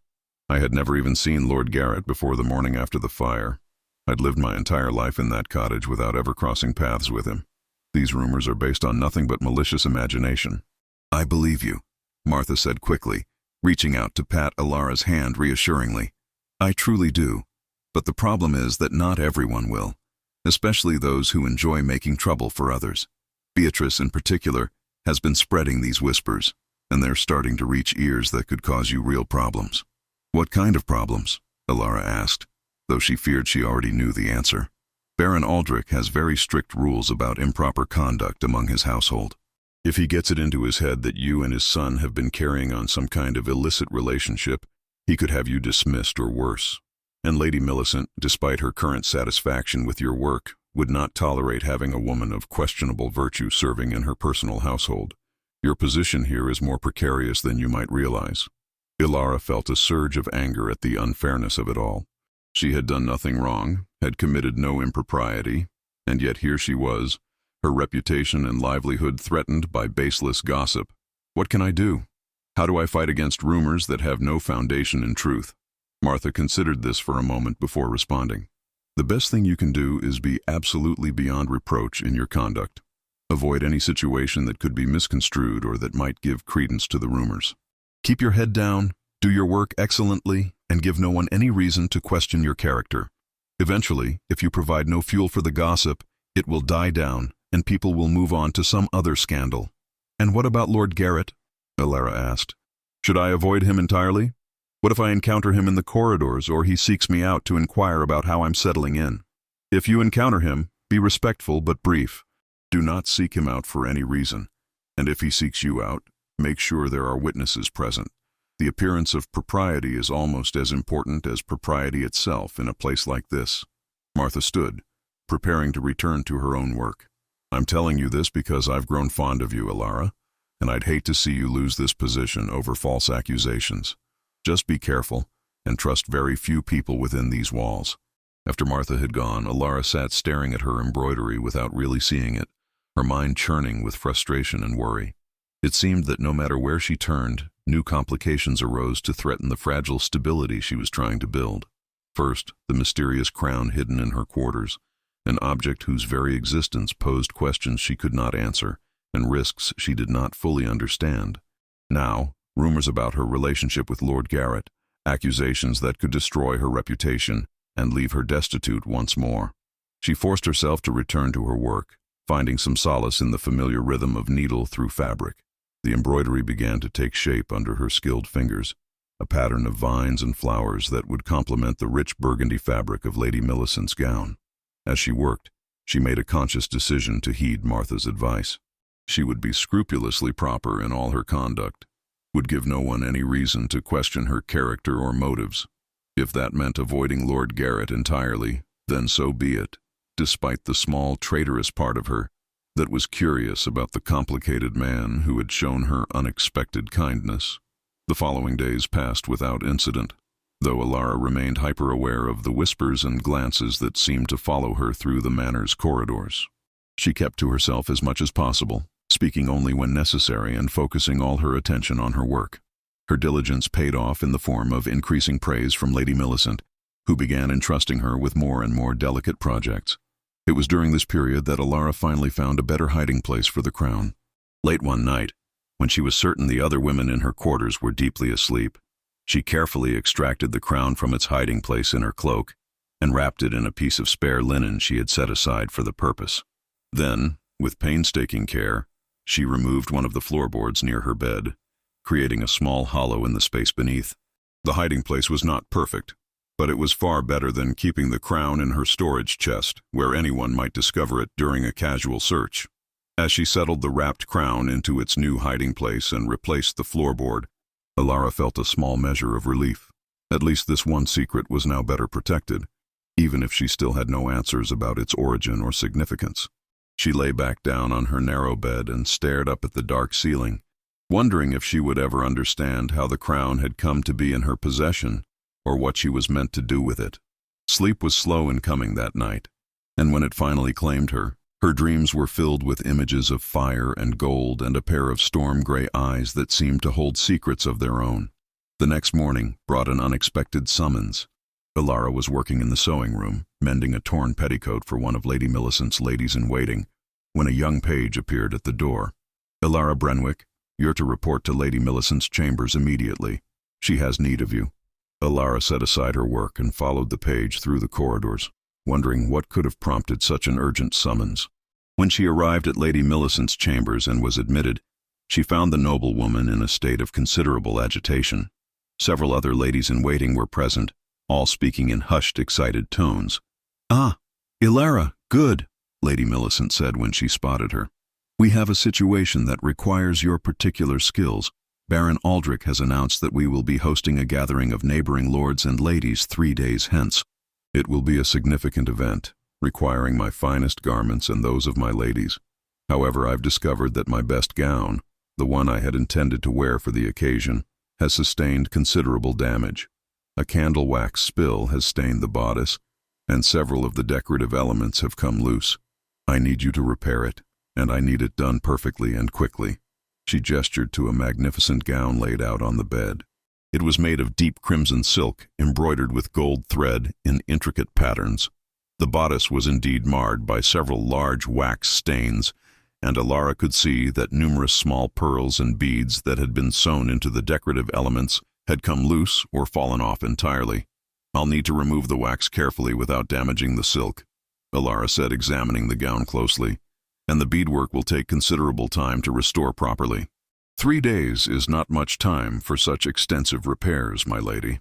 "I'm aware of that," Lady Millicent said curtly, "which is why I'm excusing you from all other duties until this is complete. You may work day and night if necessary, but that gown must be ready in time for the gathering. Do you understand?" "Yes, my lady. I'll do everything in my power to have it ready in time." "See that you do." Lady Millicent's expression softened slightly, and she added, "If you succeed in this, Alara, I will see that you are properly rewarded. Your skills have not gone unnoticed, and loyalty and competence are valuable qualities in my household." Alara worked with single-minded determination over the next 3 days, barely sleeping and eating only when Martha forced food into her hands. The task of removing the candle wax without damaging the delicate crimson silk required patience and precision beyond anything she had attempted before. She heated small knives over candle flames and carefully scraped away the hardened wax, working with such minute attention that her eyes burned and her fingers cramped from the effort. The beadwork proved even more challenging. Each tiny pearl and bead had to be sewn back into place exactly as the original artisan had intended, following patterns that were complex and easy to disrupt. Alara worked by candlelight long into the nights, her vision blurring from exhaustion, but she refused to compromise on quality. Lady Millicent's words about reward echoed in her mind, but more than that, she took pride in her craft and would not allow herself to produce anything less than her best work. On the second night, as Alara sat hunched over the gown in the sewing room long after the other women had retired, she heard footsteps approaching down the corridor. She looked up, expecting to see Martha coming to check on her progress, or perhaps one of the night guards making his rounds. Instead, Lord Garrett stepped into the doorway, his tall frame backlit by the torches in the corridor behind him. Alara's breath caught in her throat. She had successfully avoided him for more than a week, heeding Martha's advice to maintain distance and propriety. Now here he was, finding her alone in the sewing room in the middle of the night. She could almost hear the rumors that would spread if anyone discovered this encounter. "Lord Garrett," she said, rising quickly from her stool and executing a curtsy. "I was not expecting anyone at this hour." "Clearly," he said, his deep voice carrying a hint of amusement. He stepped into the room, and Alara could see that he was dressed more casually than she had seen him before, in a simple tunic and breeches, rather than his usual fine garments. His dark hair was slightly disheveled, as though he had been running his hands through it. "I saw the light from the corridor and wondered who would be working so late. I should have guessed it would be you. You've developed quite a reputation for dedication to your duties." "Lady Millicent needs this gown repaired urgently," Alara explained, gesturing to the crimson silk spread across her work table. "There's a gathering in 2 days, and she must have it ready." Garrett moved closer, examining the gown with an interest that surprised her. "The work is exquisite. You have considerable talent, Alara Brennick. More talent, I suspect, than one would typically expect from a peasant seamstress." There was something in his tone, a questioning note that made Alara wary. "My mother taught me well, my lord. She believed that any skill worth learning was worth mastering completely. Your mother must have been an extraordinary woman." Garrett's storm-gray eyes fixed on her with that same intense scrutiny she remembered from their first encounter. "Tell me, did she ever speak of where she learned such refined skills? Such techniques are typically taught in noble households, not village cottages." The question was pointed, and Alara felt her pulse quicken. "She never spoke much of her past, my lord. I know very little about her life before I was born." "How convenient," Garrett murmured, though whether he was being sarcastic or simply observant, Alara could not determine. He continued to study her in a way that made her acutely self-conscious. She was very aware of how disheveled she must appear after days of intense work, her hair escaping from its pins, her dress rumpled, dark circles surely visible beneath her eyes. "My lord, I should return to my work," Alara said, hoping to end this uncomfortable encounter before it could be discovered and misinterpreted. The gown requires many more hours of effort before it will be ready. Of course, I didn't mean to disturb you. But Garrett made no move to leave. Instead, he pulled up a stool and sat down across from her work table, settling in as though he had every intention of staying. Continue your work. I find myself curious about the process. I have never watched someone perform such detailed craft work before. Ilara hesitated, torn between the desire to obey Martha's advice and the impossibility of dismissing a lord from any space he chose to occupy. Finally, seeing no alternative, she returned to her stool and picked up her needle, acutely aware of Garrett's gaze upon her as she resumed her painstaking work on the beadwork. They sat in silence for several minutes, the only sounds being the soft whisper of thread through fabric and the occasional crackle from the candles. The silence was not uncomfortable exactly, but it was charged with an awareness that made Ilara's hands less steady than usual. "Why did you really bring me to the manor, my lord?" The question escaped before Ilara could stop herself, born of exhaustion and the strange intimacy of the late hour. "Thomas the page said it was unusual for you to involve yourself in such matters. And there are rumors? People are saying that you must have had some prior connection to me, some reason beyond simple charity for your intervention." Garrett's expression hardened slightly. "Thomas talks too much, and servants gossip endlessly about things they don't understand. As for my reasons, they were exactly as I stated. You had lost everything. I had the power to help you. It seemed the right thing to do." "But why?" Ilara pressed, emboldened by tiredness and curiosity. "You must see dozens of people in need every day. Peasants who struggle to feed their families, who lose their homes to misfortune or disaster. Why single me out for assistance?" Garrett was silent for a long moment, his jaw tightening as though he were wrestling with some internal debate. When he finally spoke, his voice was quieter than before, almost reflective. "When I saw you standing among the ruins of your cottage that morning, you reminded me of someone I once knew who also lost everything and received no help when they needed it most. I told myself I would not make the same mistake twice, would not turn away when I had the power to make a difference." "Who did I remind you of?" Ilara asked softly. "My mother," Garrett said, and there was a wealth of old pain in those two words. "Lady Thornfield, my father's first wife, who died when I was 10 years old. She was beautiful and kind, nothing like my father, and he made her miserable for as long as I can remember. When she fell ill, he refused to send for the finest physicians, claimed the expense was unnecessary for a woman who had failed to provide him with more than one son. She died slowly and in considerable pain, and I was helpless to prevent it." Ilara felt her throat tighten with emotion. "I'm so sorry, my lord. That must have been terrible for you." "It was a long time ago," Garrett said, though his expression suggested the wounds were still raw despite the passage of years. "My father remarried within a year, choosing Lady Millicent for her family connections and dowry rather than any affection. She's a good woman, better than he deserves, but she's not my mother, and never tried to be. We maintain a cordial relationship, she and I, but there's no warmth between us." "Is that why you and your father are at odds?" Ilara asked, then immediately regretted the boldness of the question. "Forgive me, my lord, I shouldn't have asked. It's not my place to inquire into such personal matters." But Garrett didn't seem offended. If anything, he appeared almost relieved to speak of it. "My father and I have been at odds since my mother's death. He wanted me to be like him, ruthless, grasping, concerned only with power and wealth. But I saw what his nature did to my mother, how it destroyed her spirit before it destroyed her body. I swore I would never become that kind of man. And yet you remain here, serving as his heir, commanding his soldiers," Ilara observed. "What choice do I have?" Garrett's voice held bitterness. "This is my birthright, my duty. When my father dies, I will inherit these lands and everyone who lives upon them. I can do more good by staying, by trying to temper his worst impulses and preparing to rule differently when my time comes, than I could by abandoning my responsibilities out of personal distaste." Ilara found herself seeing Lord Garrett in an entirely new light. The harsh, intimidating warrior who had escorted her to the manor was also a man trapped by duty and old wounds, trying to navigate impossible choices while maintaining his own integrity. "That must be very difficult, my lord, to live in such close proximity to someone you fundamentally disagree with, someone whose actions you find reprehensible."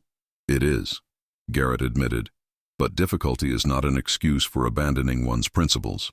My mother taught me that, in the few years I had with her. She said that anyone can be good when circumstances are easy. True character is revealed in how we conduct ourselves when the path is hard. They fell into silence again, but this time it felt different, more companionable. Ilara returned to her work with renewed focus, and Garrett continued to watch, occasionally asking questions about the techniques she employed or the choices she made in placing particular beads. His genuine interest surprised and pleased her, creating a fragile connection between them that transcended the vast social distance that should have kept them worlds apart. As the candles burned lower and the night deepened, Garrett began to speak of other things. His training with the soldiers, the challenges of maintaining the manor's defenses, his observations about the changing political landscape of medieval England. Ilara listened, contributing her own thoughts when invited, and found herself genuinely enjoying the conversation. Garrett was intelligent and thoughtful when he allowed himself to be, his harsh exterior concealing depths that few people probably ever saw. Finally, when the first hints of dawn were beginning to lighten the sky outside the windows, Garrett rose from his stool. "I should let you rest. You've been working for hours, and you'll need some sleep before facing another day of this intensive labor." "I'll rest when the gown is finished," Ilara said, though she could feel exhaustion weighing heavily upon her. "Lady Millicent is counting on me." "Lady Millicent would not want you to collapse from exhaustion in the process," Garrett said firmly. "Come, I'll escort you to your quarters, and you'll sleep for at least a few hours. The gown will still be here when you wake, and you'll work better after some rest." Ilara wanted to protest, but the authority in Garrett's voice made it clear this was not a request. She carefully set aside her needle and thread, covering the gown to protect it from dust, and allowed Garrett to lead her from the sewing room. They walked through the silent corridors of the manor, their footsteps echoing softly in the pre-dawn stillness. When they reached the door to the servants' quarters, Garrett paused. "Thank you for the conversation tonight, Ilara. It's been a long time since I've spoken so openly with anyone. Your company was refreshing. Thank you for sharing your thoughts with me, my lord," Ilara replied softly. "And thank you for explaining why you helped me. It means more than you might realize to understand that your kindness came from a place of genuine compassion rather than other motives." Something flickered in Garrett's storm-gray eyes, an emotion Ilara couldn't quite identify. "Despite what the gossips might claim, I have no ulterior motives where you're concerned, Ilara. You needed help, and I was in a position to provide it. That's the extent of it." But as Ilara slipped into the darkened quarters, where her roommates still slept peacefully, she found herself wondering if Garrett's words were entirely true. There had been something in the way he looked at her tonight, something in the tenor of their conversation, that suggested their relationship might be evolving into something more complex than simple lord and servant. The thought both thrilled and terrified her in equal measure. She lay down on her narrow bed without bothering to undress, too tired to manage even that simple task. Within moments, she was asleep, her dreams filled with images of crimson silk and storm-gray eyes, and conversations that bridged impossible distances. When she woke a few hours later, summoned by Martha's gentle shaking, she felt marginally refreshed despite the brevity of her rest. She returned to the sewing room and threw herself back into the work with renewed determination. The gown had to be perfect, not just because Lady Millicent demanded it, but because Ilara's pride as a craftswoman required nothing less. The final day before the gathering passed in a blur of focused effort. Ilara's fingers moved with practiced precision, placing each bead exactly where it belonged, ensuring every stitch was invisible and secure.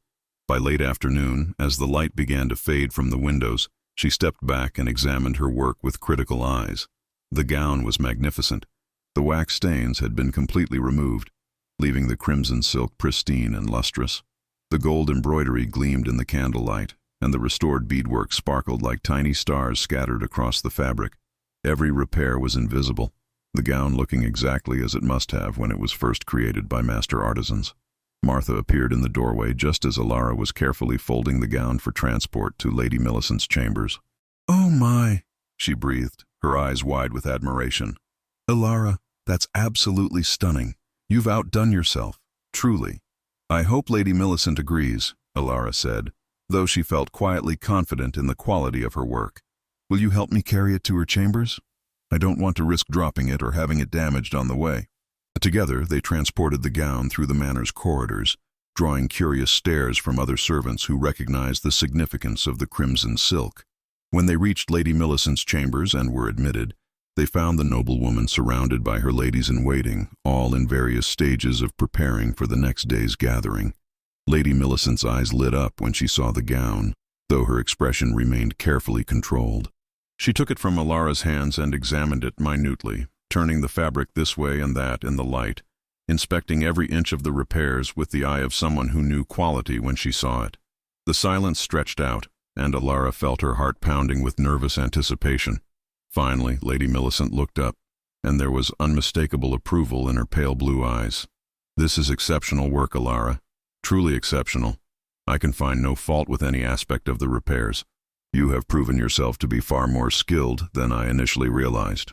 Relief flooded through Alara so intensely that she felt momentarily lightheaded. "Thank you, my lady. I'm pleased that my work meets your standards." "It exceeds them," Lady Millicent corrected. "As promised, you will be rewarded for this achievement. I'm increasing your wages and assigning you exclusively to my personal service. You will no longer work on garments for the other ladies-in-waiting or general household linens. Your skills will be reserved for my wardrobe and special projects I deem worthy of your talents." The day of the gathering arrived with crisp autumn weather that painted the sky in shades of pale gray and soft gold. The manor erupted into controlled chaos as servants rushed to prepare for the arrival of the neighboring lords and ladies who would be attending Baron Aldrich's event. The great hall was cleaned and decorated with banners bearing the Thornfield crest. Long tables were set up and covered with fine linens, and the kitchens worked at a feverish pace to prepare the elaborate feast that would be served. Alara found herself with an unexpected role in the proceedings. Lady Millicent, pleased with her work and eager to showcase the restored crimson gown, requested that Alara remain nearby during the gathering to handle any wardrobe emergencies that might arise. This meant Alara would be stationed in a small antechamber adjacent to the great hall, ready to make quick repairs to torn hems or replace broken lacings should any of the noble ladies require assistance. From her position in the antechamber, Alara had a clear view into the great hall through a partially open door. She watched as the guests began to arrive throughout the afternoon, each announced by a herald who called out their names and titles in a booming voice that echoed off the stone walls. The nobles who attended were dressed in their finest garments, the ladies in gowns of silk and velvet adorned with jewels, the lords in richly embroidered tunics with fur-lined cloaks draped over their shoulders. Baron Aldrich held court at the head of the hall, seated in an ornate chair that was nearly a throne. He was a large man, broad-shouldered and thick around the middle, with graying hair, and a face that bore the marks of a life spent indulging his appetites. His eyes were small and cold, constantly calculating, assessing everyone who approached him with the wariness of a man who trusted no one. Even from a distance, Alara could sense the cruelty that Martha and others had warned her about, an aura of menace that surrounded him like a cloak. Lady Millicent stood beside her husband, resplendent in the crimson gown that Alara had labored over so intensely. The noblewoman's bearing was regal and composed, her expression carefully neutral as she greeted the arriving guests with appropriate courtesy. But Alara noticed the way Lady Millicent's jaw tightened whenever Baron Aldrich spoke to her, the subtle stiffness in her posture that suggested she found her husband's proximity deeply unpleasant. Lord Garrett stood slightly apart from his father and stepmother, dressed in a tunic of dark gray wool with black leather accents and a cloak fastened at the shoulder with a silver brooch bearing the Thornfield crest. He looked every inch the warrior lord, his bearing proud and his expression carefully controlled. Alara found her gaze drawn to him repeatedly, noticing details she had not observed before. The way his jaw clenched when his father said something particularly offensive, the fleeting look of compassion that crossed his features when an elderly lord struggled to navigate the steps leading to the dais, the careful distance he maintained from Baron Aldrich whenever possible. "Quite the spectacle, isn't it?" said a voice beside her, and Alara turned to find Thomas, the page she had met near the training yard, standing in the doorway to the antechamber. He carried a tray of wine cups, clearly tasked with serving the guests. All these nobles preening and posturing, trying to curry favor with Baron Aldrich or cement alliances that will benefit them politically. It's like watching a complex dance where everyone knows the steps, but no one truly enjoys the performance. Alara smiled at his astute observation. "You're quite perceptive, Thomas. Do you often analyze the political machinations of your betters? It's the only way to stay sane while serving in a household like this, Thomas replied with a grin.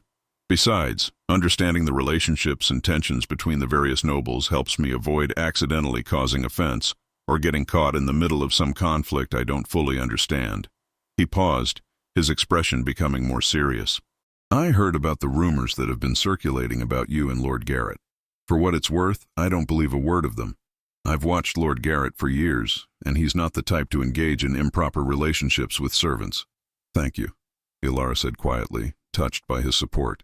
The rumors have been difficult to deal with, especially when they're entirely without foundation. Beatrice is the primary source, you know, Thomas said, lowering his voice. She's been spreading whispers ever since you arrived, trying to undermine your position because she's jealous of the favor you found with Lady Millicent. If you want my advice, ignore her completely. She thrives on getting reactions from people, and if you refuse to engage, she'll eventually move on to tormenting someone else. Before Ilara could respond, a commotion in the great hall drew their attention. A new guest had arrived, announced by the herald as Lord Percival Ashford and his daughter, Lady Eleanor. The man who entered was perhaps 50 winters old, tall and distinguished-looking with silver hair and sharp features. But it was his daughter who caused the stir that rippled through the assembled nobles. Lady Eleanor Ashford was breathtakingly beautiful, with golden hair arranged in elaborate braids, striking blue eyes, and features that could have been sculpted by a master artisan. She wore a gown of pale blue silk that complemented her coloring perfectly, and she moved with the practiced grace of someone who had been trained from birth in the arts of noble deportment. She was perhaps 20 winters old, at the height of her beauty, and clearly aware of the effect she had on those around her. Ilara watched as Baron Aldrich rose from his chair to greet Lord Ashford personally, an honor he had not extended to any of the other guests. The two men clasped hands and exchanged words that Ilara could not hear from her position, but their body language suggested familiarity and mutual respect. Lady Eleanor curtsied deeply to the Baron, then to Lady Millicent, and finally turned her attention to Lord Garrett. The change in the young noblewoman's demeanor was immediate and obvious. Her smile brightened, her eyes sparkled, and she extended her hand to Garrett with an eagerness that transcended mere politeness. Garrett took her hand and bowed over it courteously, but Ilara noticed that his expression remained carefully neutral, revealing nothing of his thoughts or feelings about the beautiful woman before him. "Ah," Thomas said softly beside her, his tone knowing.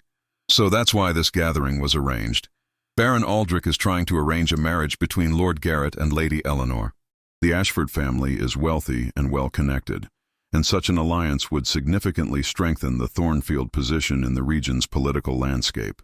Ilara felt something twist painfully in her chest, an emotion she did not want to examine too closely. Does Lord Garrett want this marriage? What Lord Garrett wants has never been particularly relevant to Baron Aldrich's plans, Thomas said with a shrug. The Baron decides, and everyone else is expected to comply. Though I will say that Lady Eleanor is considered quite a prize among the unmarried noble ladies of the region. Many men would be pleased to have her as a wife. As Ilara watched, Lady Eleanor engaged Garrett in animated conversation, her hand resting lightly on his arm in a gesture that was just barely appropriate for unmarried persons in public. Garrett responded to her overtures with polite courtesy, but Ilara could see the tension in his shoulders, the way his jaw tightened almost imperceptibly. He was not comfortable with this attention, though he was managing the situation with the practiced diplomacy of someone who had learned to navigate difficult social situations. The feast began shortly thereafter, with servants bringing out course after course of elaborate dishes, roasted meats, fresh bread, vegetables prepared in complex sauces, and sweet desserts that showcased the manor's wealth and the skills of its kitchen staff.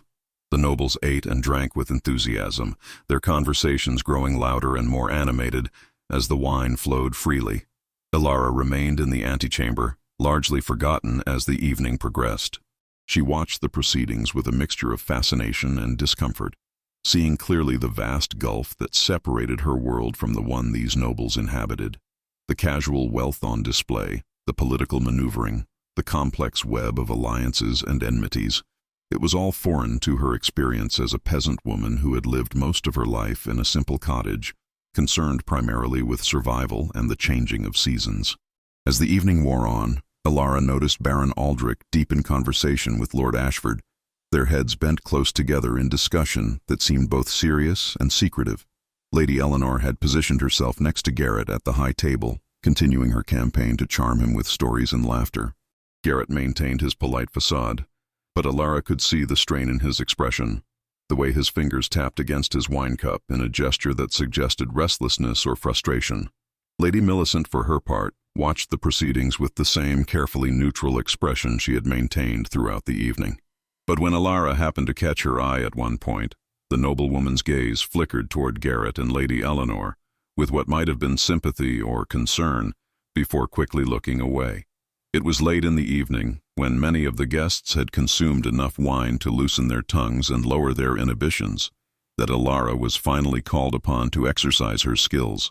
One of the visiting noblewomen, attempting to navigate the crowded hall, caught her elaborate gown on the corner of a table and tore the hem badly.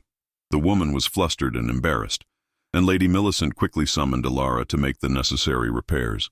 Alara worked quickly and efficiently, kneeling on the floor of a small side chamber, while the noblewoman stood still and complained about the carelessness of the servants who had positioned the table so poorly.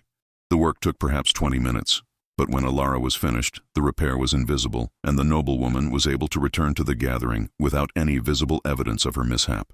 As Alara was cleaning up her supplies and preparing to return to the antechamber, Lord Garrett appeared in the doorway.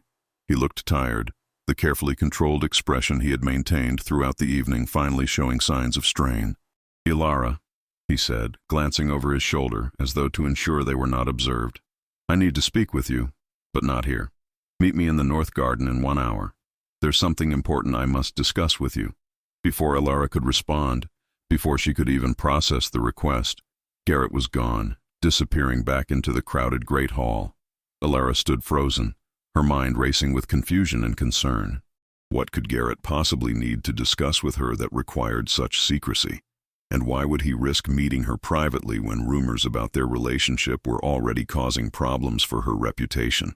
She knew she should refuse, should ignore the request and remain safely in the servants' quarters where Martha's advice to maintain propriety could protect her. But curiosity and something deeper, something she was afraid to name, compelled her to comply.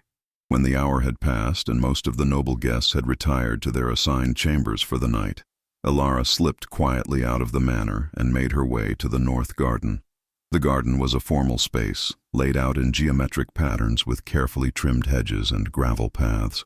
At this late hour, it was deserted and quiet, illuminated only by the pale light of a half-moon that hung low in the sky. Alara pulled her cloak tightly around herself against the chill night air and waited, her breath forming small clouds of vapor in the cold. Garrett materialized out of the shadows like a ghost, still dressed in his formal attire from the gathering. He approached Alara with long strides, his expression serious and troubled. "Thank you for coming," he said without preamble.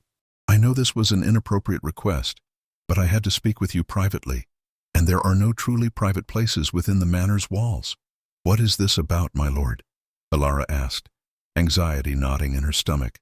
"If someone discovers us meeting like this, the rumors about our relationship will only intensify." "I know, and I'm sorry for putting you in this position," Garrett said, running a hand through his dark hair in a gesture of frustration. "But after tonight, after being subjected to my father's matchmaking schemes, I needed to talk to someone who would speak honestly with me rather than telling me what they think I want to hear." "I don't understand," Alara said, though she suspected she knew exactly what Garrett was referring to. "My father has decided that I will marry Lady Eleanor Ashford," Garrett said bluntly. "He and Lord Ashford have been negotiating the terms of the marriage contract for weeks, apparently. Tonight's gathering was meant to allow Eleanor and me to become acquainted before the formal betrothal is announced. I had no knowledge of any of this until today, when my father informed me that my cooperation in this matter is not optional." Alara felt her heart sink, though she told herself firmly that she had no right to feel disappointed or hurt by this news. Garrett was a noble lord, and she was a peasant seamstress.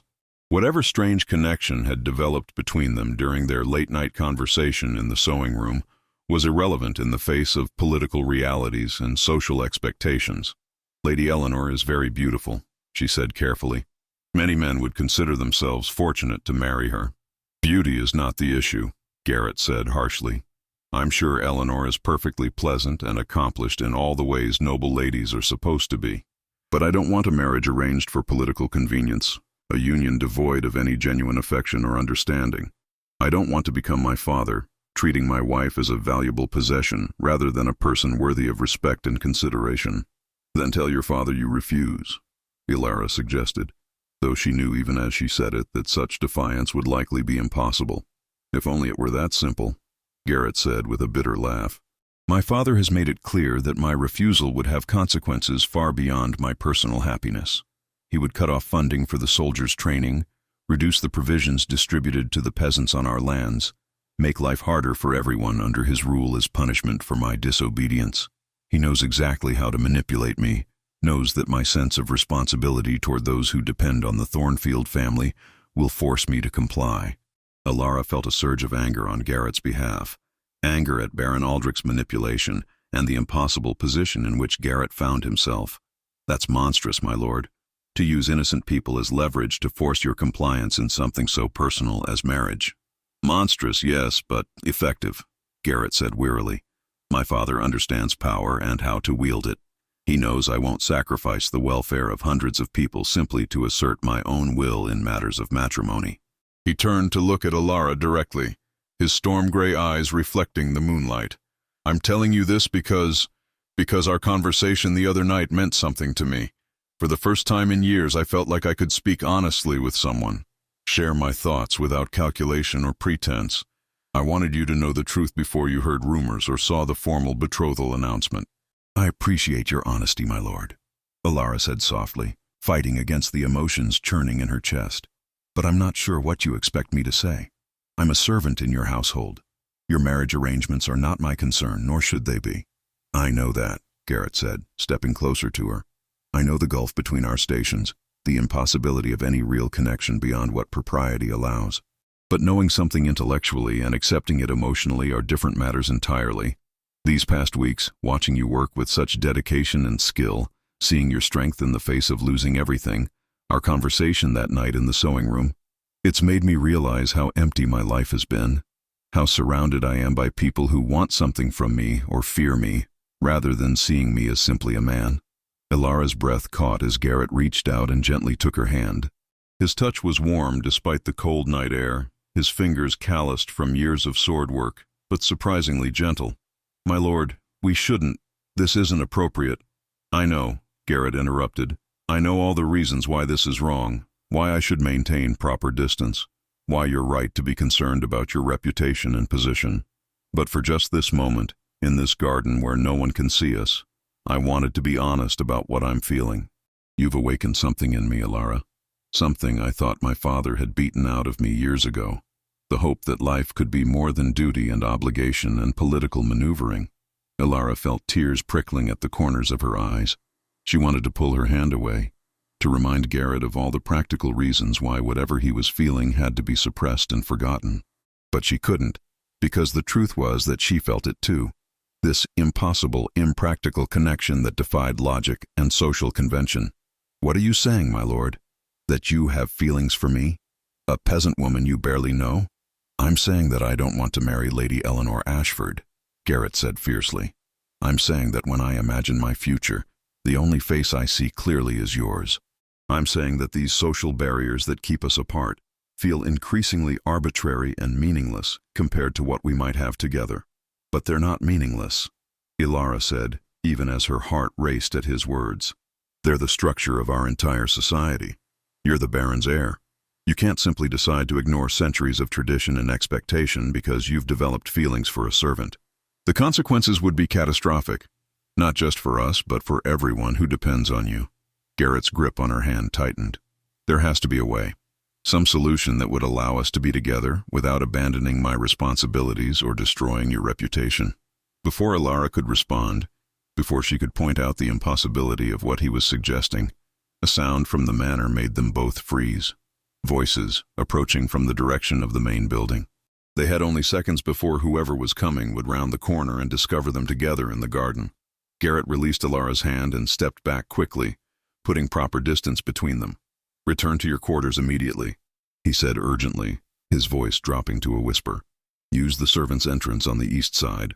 And Ilara, be careful. If anyone asks where you've been, Say you went to the kitchens for a late meal. I'll think of something, some way forward that doesn't require us to abandon all hope." Ilara fled without another word, her heart pounding as she hurried through the shadows toward the servants' entrance. She could hear the voices more clearly now, recognized them as belonging to some of the visiting nobles who had apparently decided to take a late-night stroll through the gardens. If they had arrived even a minute earlier, if they had witnessed Garrett holding her hand and speaking to her with such intensity, the scandal would have been enormous and irrevocable. She made it back to the servants' quarters without being seen, slipping into the darkened room where her roommates were already asleep. She undressed quietly and climbed into bed, but sleep was impossible.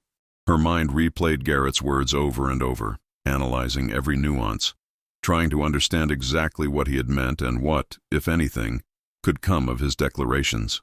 The impossibility of their situation was crushingly clear.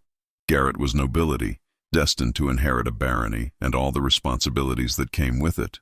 She was a peasant, a woman with no family, no dowry, no connections that could make her an acceptable match for someone of his station. Even if Garrett was willing to defy his father and refuse the marriage to Lady Eleanor, there was no scenario in which he could marry Ilara instead without causing a scandal that would destroy both of them. And yet, the memory of his hand holding hers, the intensity in his eyes as he spoke of his feelings, the impossible hope in his voice when he suggested there might be a way forward, all of it made her heart ache with longing for something she knew she could never have. The next morning brought a development that drove all thoughts of romance from Ilara's mind. She was summoned to Lady Millicent's chambers early, before she had even broken her fast, and found the noblewoman in a state of considerable agitation.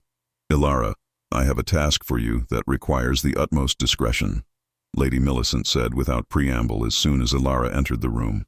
The noblewoman was still in her nightgown and robe, her hair loose around her shoulders, suggesting she had sent for Ilara immediately upon waking.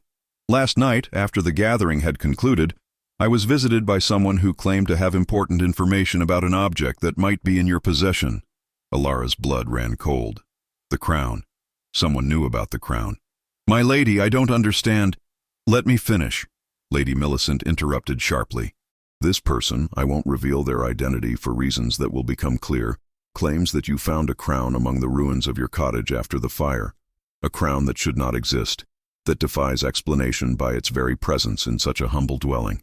Is this true?" There was no point in denying it. If someone had already informed Lady Millicent, lying would only make the situation worse. "Yes, my lady. I found a crown in the ashes. I didn't steal it, I swear. It was simply there, undamaged by the fire that destroyed everything else." Lady Millicent nodded slowly, her expression unreadable. "I believe you, and I believe I know what that crown is, though the knowledge brings me no comfort." She moved to a locked chest in the corner of her chamber and withdrew a small, leather-bound book. "This journal belonged to my predecessor, Lord Garrett's mother, the First Lady Thornfield. She kept it hidden during her lifetime, and it only came into my possession after her death, discovered among her personal effects." She opened the book to a page, marked with a ribbon, and began to read aloud. "I have hidden the crown, where only one of true heart will find it, in a place of ashes and rebirth. It cannot be destroyed by fire, for it was forged in determination and tempered by suffering. Whosoever finds it will be tested, but if they prove worthy, the crown will be their protection and their proof." Ilara listened, confusion and growing dread warring in her chest. "I don't understand, my lady. What does this mean? Why would Lord Garrett's mother hide a crown in my cottage?" "Because your cottage was not always yours," Lady Millicent said quietly, closing the journal. "Before you and your mother lived there, it belonged to another woman. A woman who served in this very household for many years before Baron Aldrich discovered her secrets and had her cast out in disgrace."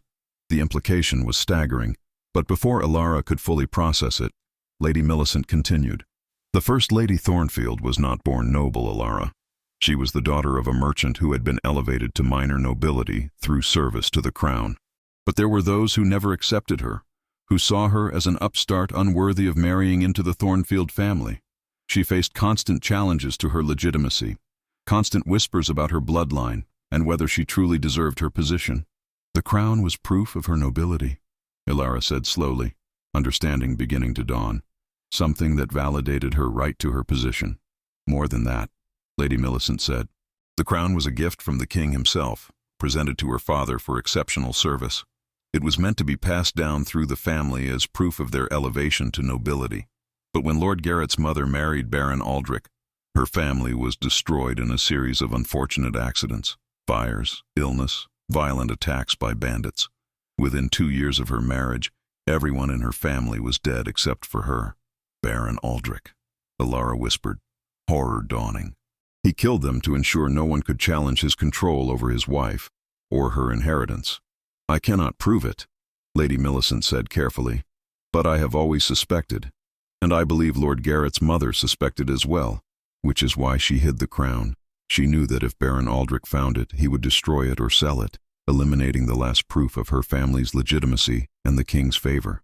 But why hide it in my cottage? Alara asked. What connection could she have had to that place? Lady Millicent's expression became infinitely sad.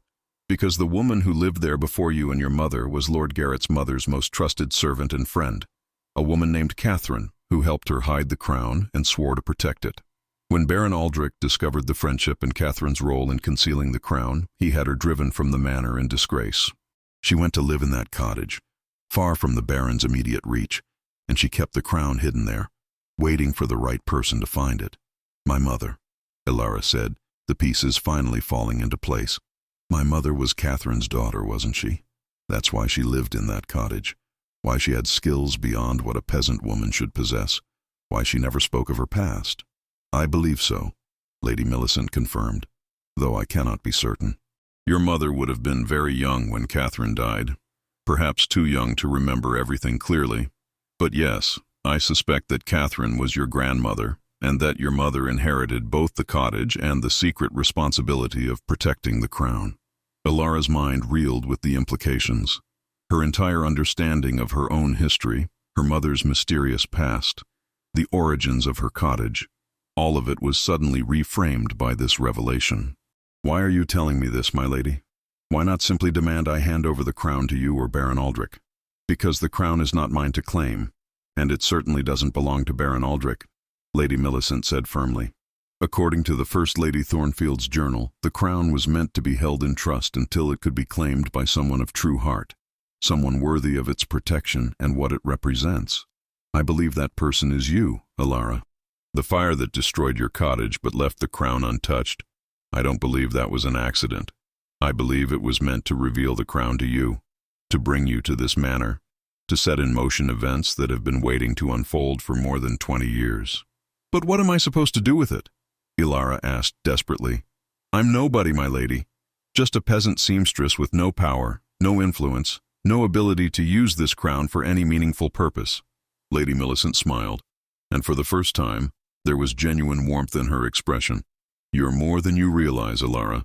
You have the skills your mother and grandmother passed down to you, the intelligence to navigate complex situations, and something else, the attention and regard of Lord Garrett himself.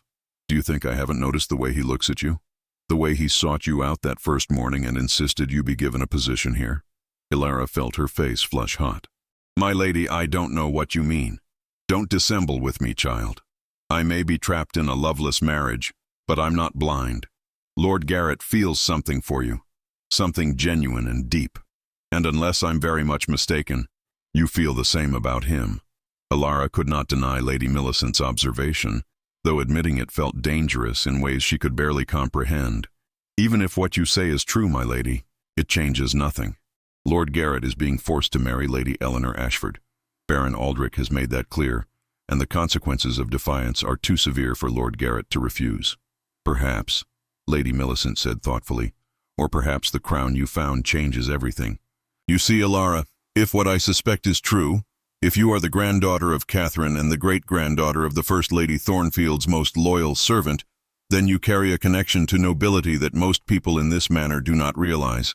The crown itself is proof of royal favor, a tangible symbol that transcends the normal boundaries of social class. In the right circumstances, with the right presentation, it could be used to legitimize a union that would otherwise be impossible. Hope flared in Alara's chest, bright and painful, before reality crushed it down again. Baron Aldrich would never accept such an argument, my lady. He would claim the crown was stolen, that I have no right to it, that any connection to the First Lady Thornfield is irrelevant because I was born a peasant. Baron Aldrich's acceptance is not required, Lady Millicent said with steel in her voice. Because Baron Aldrich is dying. The words hung in the air between them, shocking in their bluntness. Alara stared at Lady Millicent, trying to process what she had just heard. My lady? The Baron has been ill for months, though he's concealed it well. A wasting sickness that grows steadily worse despite the physician's efforts. I would estimate he has perhaps 6 months remaining, possibly less. He's arranged this marriage between Garrett and Lady Eleanor in haste precisely because he knows his time is limited, and he wants to ensure the alliance is secured before he dies. Lady Millicent moved to the window, gazing out over the manor grounds with an expression that mingled relief and sorrow. When Baron Aldrich dies, Lord Garrett will inherit everything, the title, the lands, the authority to make his own decisions without his father's interference. If the betrothal to Lady Eleanor has not yet been formalized with a wedding, Garrett will be free to break the contract, especially if he has legitimate cause. And the crown would provide that cause, Alara said slowly, beginning to understand. If I can prove my connection to the First Lady Thornfield's household, if the crown validates my heritage in some way, then a marriage between Lord Garrett and myself would not be the scandalous misalliance it appears at first glance. Exactly, Lady Millicent confirmed. It would still be unconventional, certainly. Many among the nobility would disapprove and question Garrett's judgment. But it would not be impossible, not if presented correctly. And more importantly, it would be Garrett's choice, made freely rather than under his father's coercion. Alara felt overwhelmed by the magnitude of what Lady Millicent was suggesting. But what about the next 6 months, my lady? Baron Aldrich is still alive, still in control. If he discovers what we're planning, the consequences could be terrible, which is why we must be extraordinarily careful, Lady Millicent said. The crown must remain hidden and secret. Your feelings for Lord Garrett must be concealed, no matter how difficult that proves. We must allow Baron Aldrich to proceed with his plans for the betrothal. Let him believe that everything is unfolding according to his wishes. Only when he is gone can we reveal the truth and give Garrett the freedom to choose his own path. And what if Baron Aldrich lives longer than expected? Alara asked. What if he forces the wedding to take place before he dies? Once Garrett is married to Lady Eleanor, there will be no undoing it. Lady Millicent's expression became grim. Then we must ensure that doesn't happen. I have some influence over the wedding preparations, and I can find ways to delay them. Claim that certain arrangements take longer than anticipated, that the proper ceremonies cannot be rushed without insulting the families involved.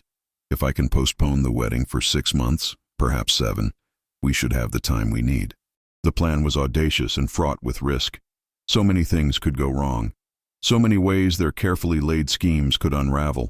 But it was also the only hope Alara had of a future with Garrett, the only possibility of transforming the impossible into the merely improbable. I'll do whatever is necessary, my lady, Alara said firmly. But I must ask, why are you helping me? You could simply allow things to proceed as Baron Aldrich has planned. Why take these risks on behalf of a servant you barely know? Lady Millicent turned from the window, and Alara saw tears glistening in her pale blue eyes. Because I know what it's like to be forced into a marriage without love, to spend decades trapped in a union that brings nothing but misery. I was 15 when I married Baron Aldrich, a girl with no choice and no voice in determining my own fate. I have lived with that decision for 25 years, and it has slowly killed every good and hopeful thing inside me. I will not allow the same fate to befall Garrett if I have any power to prevent it. He deserves better. And you, Alara, you deserve the chance to be with the man you love, regardless of the accident of your birth. Moved beyond words, Alara crossed the room and took Lady Millicent's hands in her own. Thank you, my lady. I will not forget your kindness or your courage in helping us. The weeks that followed were among the most difficult of Alara's life. She continued her work as Lady Millicent's personal seamstress, maintaining the appearance of a simple servant, going about her duties with diligence and discretion. She avoided Garrett as much as possible, following Martha's original advice to prevent any further fuel being added to the rumors about their relationship. When they did encounter each other in the corridors or during household gatherings, their interactions were brief and properly formal, giving no hint of the feelings that burned beneath the surface. But in secret, guided by Lady Millicent's careful orchestration, Alara began to learn more about her true heritage. Lady Millicent provided her with the first Lady Thornfield's journal, which Alara read by candlelight in the privacy of her quarters long after her roommates had fallen asleep. The journal painted a picture of a woman who had been strong and intelligent, who had loved her son deeply and despaired of the monster her husband had become. It also contained detailed accounts of Catherine, the loyal servant who had risked everything to protect her mistress's secrets. Reading about Catherine, her grandmother, Alara now understood, filled her with a complex mixture of pride and grief. Catherine had been brave and principled, refusing to abandon the First Lady Thornfield, even when doing so would have been safer and easier. She had paid for that loyalty with exile and hardship, but she had kept her promises and protected the crown until her death. Alara also retrieved the crown from its hiding place beneath the floorboards and examined it more closely than she had dared before. In the privacy of Lady Millicent's chambers, with the noblewoman standing guard to ensure no one interrupted them, Alara studied the markings on the interior band of the crown. Lady Millicent helped her decipher the symbols, which turned out to be a royal seal and a date, proof that the crown had indeed been a gift from the king to the First Lady Thornfield's father. "This is extraordinary," Lady Millicent breathed, turning the crown over in her hands. "I knew of its existence from the journal, but seeing it in person, understanding what it represents. Alara, this crown is worth more than mere gold. It's a piece of history, a symbol of royal favor that cannot be dismissed or ignored. When the time comes to reveal it, it will legitimize everything we're claiming about your heritage." As autumn deepened into winter, Baron Aldrich's health continued to deteriorate, despite his efforts to conceal his weakness. The visiting nobles who had attended the gathering departed, returning to their own estates, but Lady Eleanor and her father remained at the manor, guests of Baron Aldrich, while the marriage contract was negotiated and prepared. This meant that Alara was forced to watch, day after day, as Lady Eleanor pursued Garrett with determined charm, clearly intent on securing him as her husband. To Garrett's credit, he maintained scrupulous propriety in his interactions with Lady Eleanor, never encouraging her advances but also never being overtly rude or dismissive. He walked a careful line, fulfilling his father's expectations of courtesy while avoiding any genuine emotional engagement. But Alara could see the toll this took on him, the way the strain showed in the tightness around his eyes and the tension in his shoulders. They managed to steal brief moments of private conversation, always carefully orchestrated by Lady Millicent to ensure witnesses who could vouch for their propriety. During these encounters, Garrett and Alara spoke in careful code, discussing the weather or household matters while their eyes communicated everything they could not say aloud. The longing between them grew more intense with each passing week, a palpable thing that threatened to overflow the boundaries of discretion and caution. It was during one of these encounters, in early winter when snow had begun to fall across the English countryside, that Garrett managed to slip Alara a folded piece of parchment when no one was looking. She waited until she was alone in the sewing room to open it, her hands trembling as she unfolded the paper. The message was brief, but powerful in its simplicity. "Hold fast. I will not marry Eleanor. I will wait however long I must for the chance to choose my own fate. You are worth any price, any sacrifice. Trust in that, and in me. G." Alara pressed the parchment to her chest, feeling tears stream down her face. She burned the message afterward, knowing it was too dangerous to keep, but the words were seared into her memory. Garrett would wait. He would resist his father's demands as long as he could, and when Baron Aldrich finally released his hold on this world, they would have their chance. The winter solstice came and went, marking the shortest day of the year and the turning point toward spring's eventual return. Baron Aldrich grew weaker, confined to his chambers more often than not, though he still insisted on conducting household business and overseeing the final details of Garrett's betrothal contract. Lady Millicent continued her subtle campaign of delays, finding reasons why the wedding could not take place immediately. The chapel needed repairs, the proper witnesses were not available. The feast preparations required more time to ensure appropriate grandeur. Lord Ashford grew frustrated with these delays, suspecting correctly that someone was deliberately obstructing the marriage. But he could find no concrete evidence of sabotage, and Baron Aldrich, weakened by illness, lacked the energy to investigate thoroughly or push back against Lady Millicent's seemingly reasonable explanations. It was in late winter, when the snow lay thick upon the ground and ice glazed the manor's windows, that Baron Aldrich finally collapsed. He was found by a servant, unconscious in his chambers, his breathing shallow and his skin cold to the touch. The physicians were summoned immediately, but their prognosis was grim. The Baron had perhaps days remaining, possibly only hours. The news spread through the manor like wildfire. Servants whispered in corners, nobles gathered in small groups to discuss the implications, and Garrett was summoned to his father's bedside for what everyone understood would be their final conversation. Alara heard about this from Martha, who had heard it from one of the Chamberlain's assistants, and her heart clenched with a complex mixture of emotions. Baron Aldrich had been a cruel and manipulative man, but he was still Garrett's father, and the pain of losing a parent, even a difficult one, was real and significant. That evening, as darkness fell early as it did in the depths of winter, Lady Millicent summoned Alara to her chambers once again. When Alara arrived, she found not only Lady Millicent, but also Garrett, his face drawn with exhaustion and grief.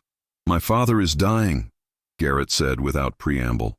"He may last the night, or he may not. He used his remaining strength to demand that I marry Lady Eleanor immediately before he dies, so he can witness the union and know that his plans have been fulfilled. Lord Ashford is arranging for a priest to perform the ceremony tomorrow morning, if my father survives that long." "We're out of time," Alara said, feeling panic rising in her chest. "If you marry Lady Eleanor tomorrow—" "I won't," Garrett interrupted firmly. "I'm refusing my father's demand. I told him that I will not be coerced into marriage, that his manipulation and threats no longer have power over me. I told him—" He paused, swallowing hard. "I told him that I would rather lose everything, the title, the lands, all of it, than spend my life trapped in a loveless marriage the way my mother was, the way Lady Millicent has been." "And how did he respond?" Lady Millicent asked quietly. "He was furious, raging despite his weakness. He threatened to disinherit me, to leave everything to some distant cousin, to destroy anyone I care about. But in the end, his threats were empty. He's dying, and he knows it. He has no power left except what I choose to give him, and I choose to give him nothing." Garrett turned to Alara, taking both her hands in his. "I know the plan was to wait until after my father's death, to reveal the crown and your heritage in a way that would legitimize our union. But circumstances have forced my hand. I need to know, Alara, when this is all over, when I'm free to make my own choices, will you marry me? Not because of crowns or political advantage or social legitimacy, but because we've found in each other something rare and precious that neither of us is willing to surrender." Alara felt her heart swell with emotion so intense it was almost painful. "Yes," she said, her voice breaking. "Yes, Garrett, I will marry you. I love you, and I will stand by your side regardless of what challenges that choice brings." Garrett pulled her into his arms, holding her tightly as though he feared she might disappear if he released her. Lady Millicent watched them with tears streaming down her face, her expression a mixture of joy and sorrow and relief. "We need to act quickly," Lady Millicent said after giving them a moment.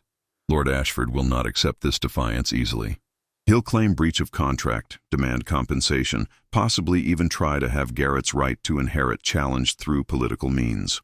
We need to solidify Garrett's position and provide irrefutable justification for his refusal to marry Eleanor." "The crown," Alara said, stepping back from Garrett's embrace though she kept hold of his hand.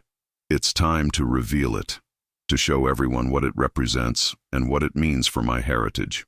"Tomorrow," Lady Millicent agreed, "after we know whether Baron Aldrich has survived the night. If he dies before dawn, we'll announce the crown's discovery and your connection to the First Lady Thornfield as part of the morning proceedings. If he lives to see morning, we'll do it regardless, forcing his hand and making clear that Garrett's refusal is based on legitimate grounds, rather than mere defiance. Baron Aldrich died just before dawn, slipping away in his sleep without waking again after his confrontation with Garrett." The news was met with mixed reactions throughout the manor: relief from the servants who had suffered under his harsh rule, calculation from the nobles who immediately began repositioning themselves to curry favor with the new Baron Thornfield, and cold fury from Lord Ashford, who saw his carefully negotiated marriage alliance crumbling before his eyes. The funeral was held 2 days later, a somber ceremony attended by all the nobles in the region and many of the common folk from the surrounding villages. Garrett stood at the front of the chapel, his expression stoic as the priest delivered the funeral rites. but Alara could see the complex emotions playing across his features. Whatever else Baron Aldrich had been, he had been Garrett's father, and that bond carried weight despite all the pain and conflict it had entailed.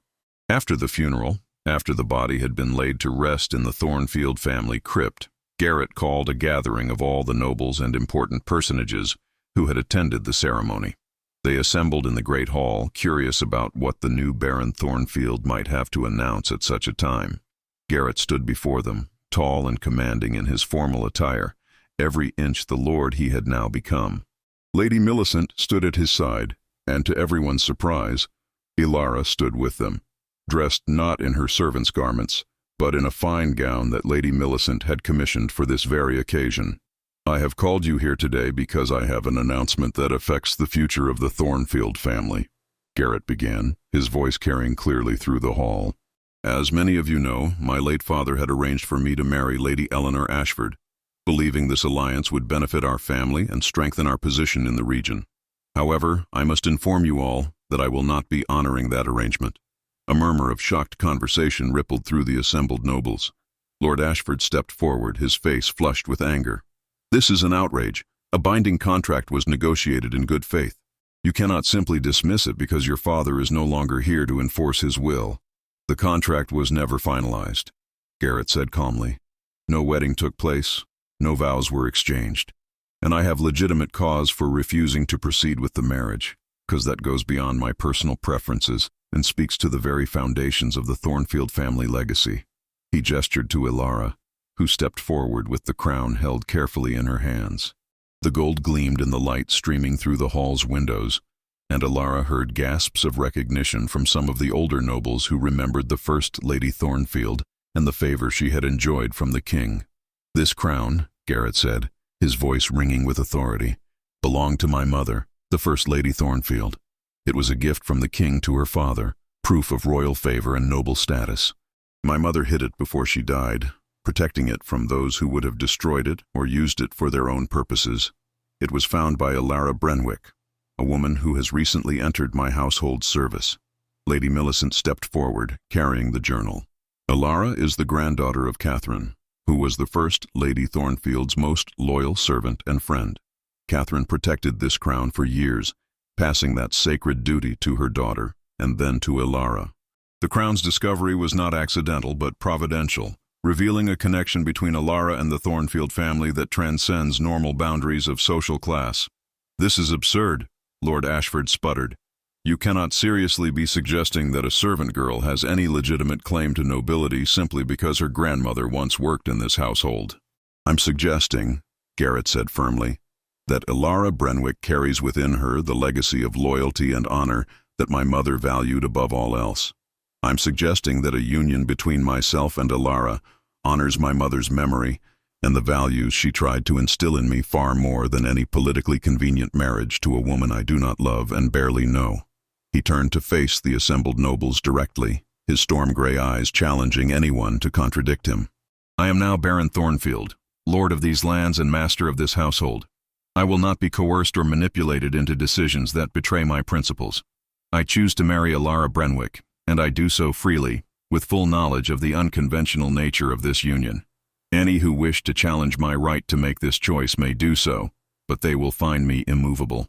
The hall erupted into chaos, nobles arguing among themselves about the propriety of Garrett's declaration, the legitimacy of Alara's heritage, and the political implications of such an unprecedented marriage. Lord Ashford stormed out, taking Lady Eleanor with him, clearly unwilling to remain and witness what he saw as an insult to his family's honor. But through it all, Garrett stood firm, and Lady Millicent stood beside him, and Alara held the crown that had brought her from the ashes of her old life to this moment of transformation. Not everyone would accept their union. Not everyone would understand the choice Garrett had made. But none of that mattered as much as the simple truth that they had found each other, had chosen each other, and would face whatever came next together.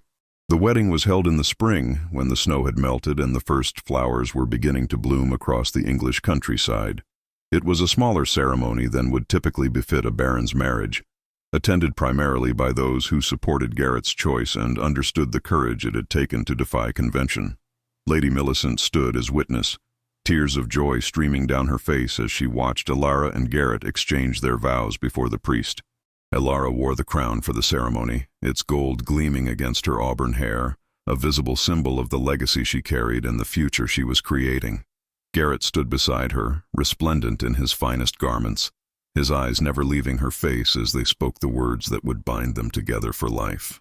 When the ceremony concluded and they were pronounced husband and wife, Garrett pulled Elara into his arms and kissed her with a passion that drew cheers and applause from the assembled guests.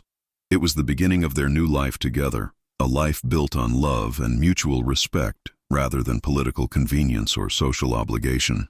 In the months and years that followed, Garrett proved himself to be a very different kind of lord than his father had been. He reduced the taxes on the peasants who worked his lands, ensured that widows and orphans were provided for, and established fair systems for resolving disputes and administering justice. The common folk came to revere him, grateful for a lord who genuinely cared about their welfare rather than seeing them merely as sources of revenue and labor. Elara, now Lady Thornfield, used her position to help other women in difficult circumstances, providing employment and support to those who had lost everything as she once had. She never forgot her humble origins or the kindness that had been shown to her in her darkest hour. The crown remained in her possession, a reminder of the impossible journey she had traveled from peasant seamstress to noble lady. And through it all, through the challenges and triumphs that marked their years together, Elara and Garrett's love remained constant, a love that had been tested by fire and emerged stronger, a love that had overcome impossible obstacles, a love that proved that sometimes, even in the rigid structures of medieval society, true hearts could find their way to each other and create something beautiful from the ashes of what had been lost.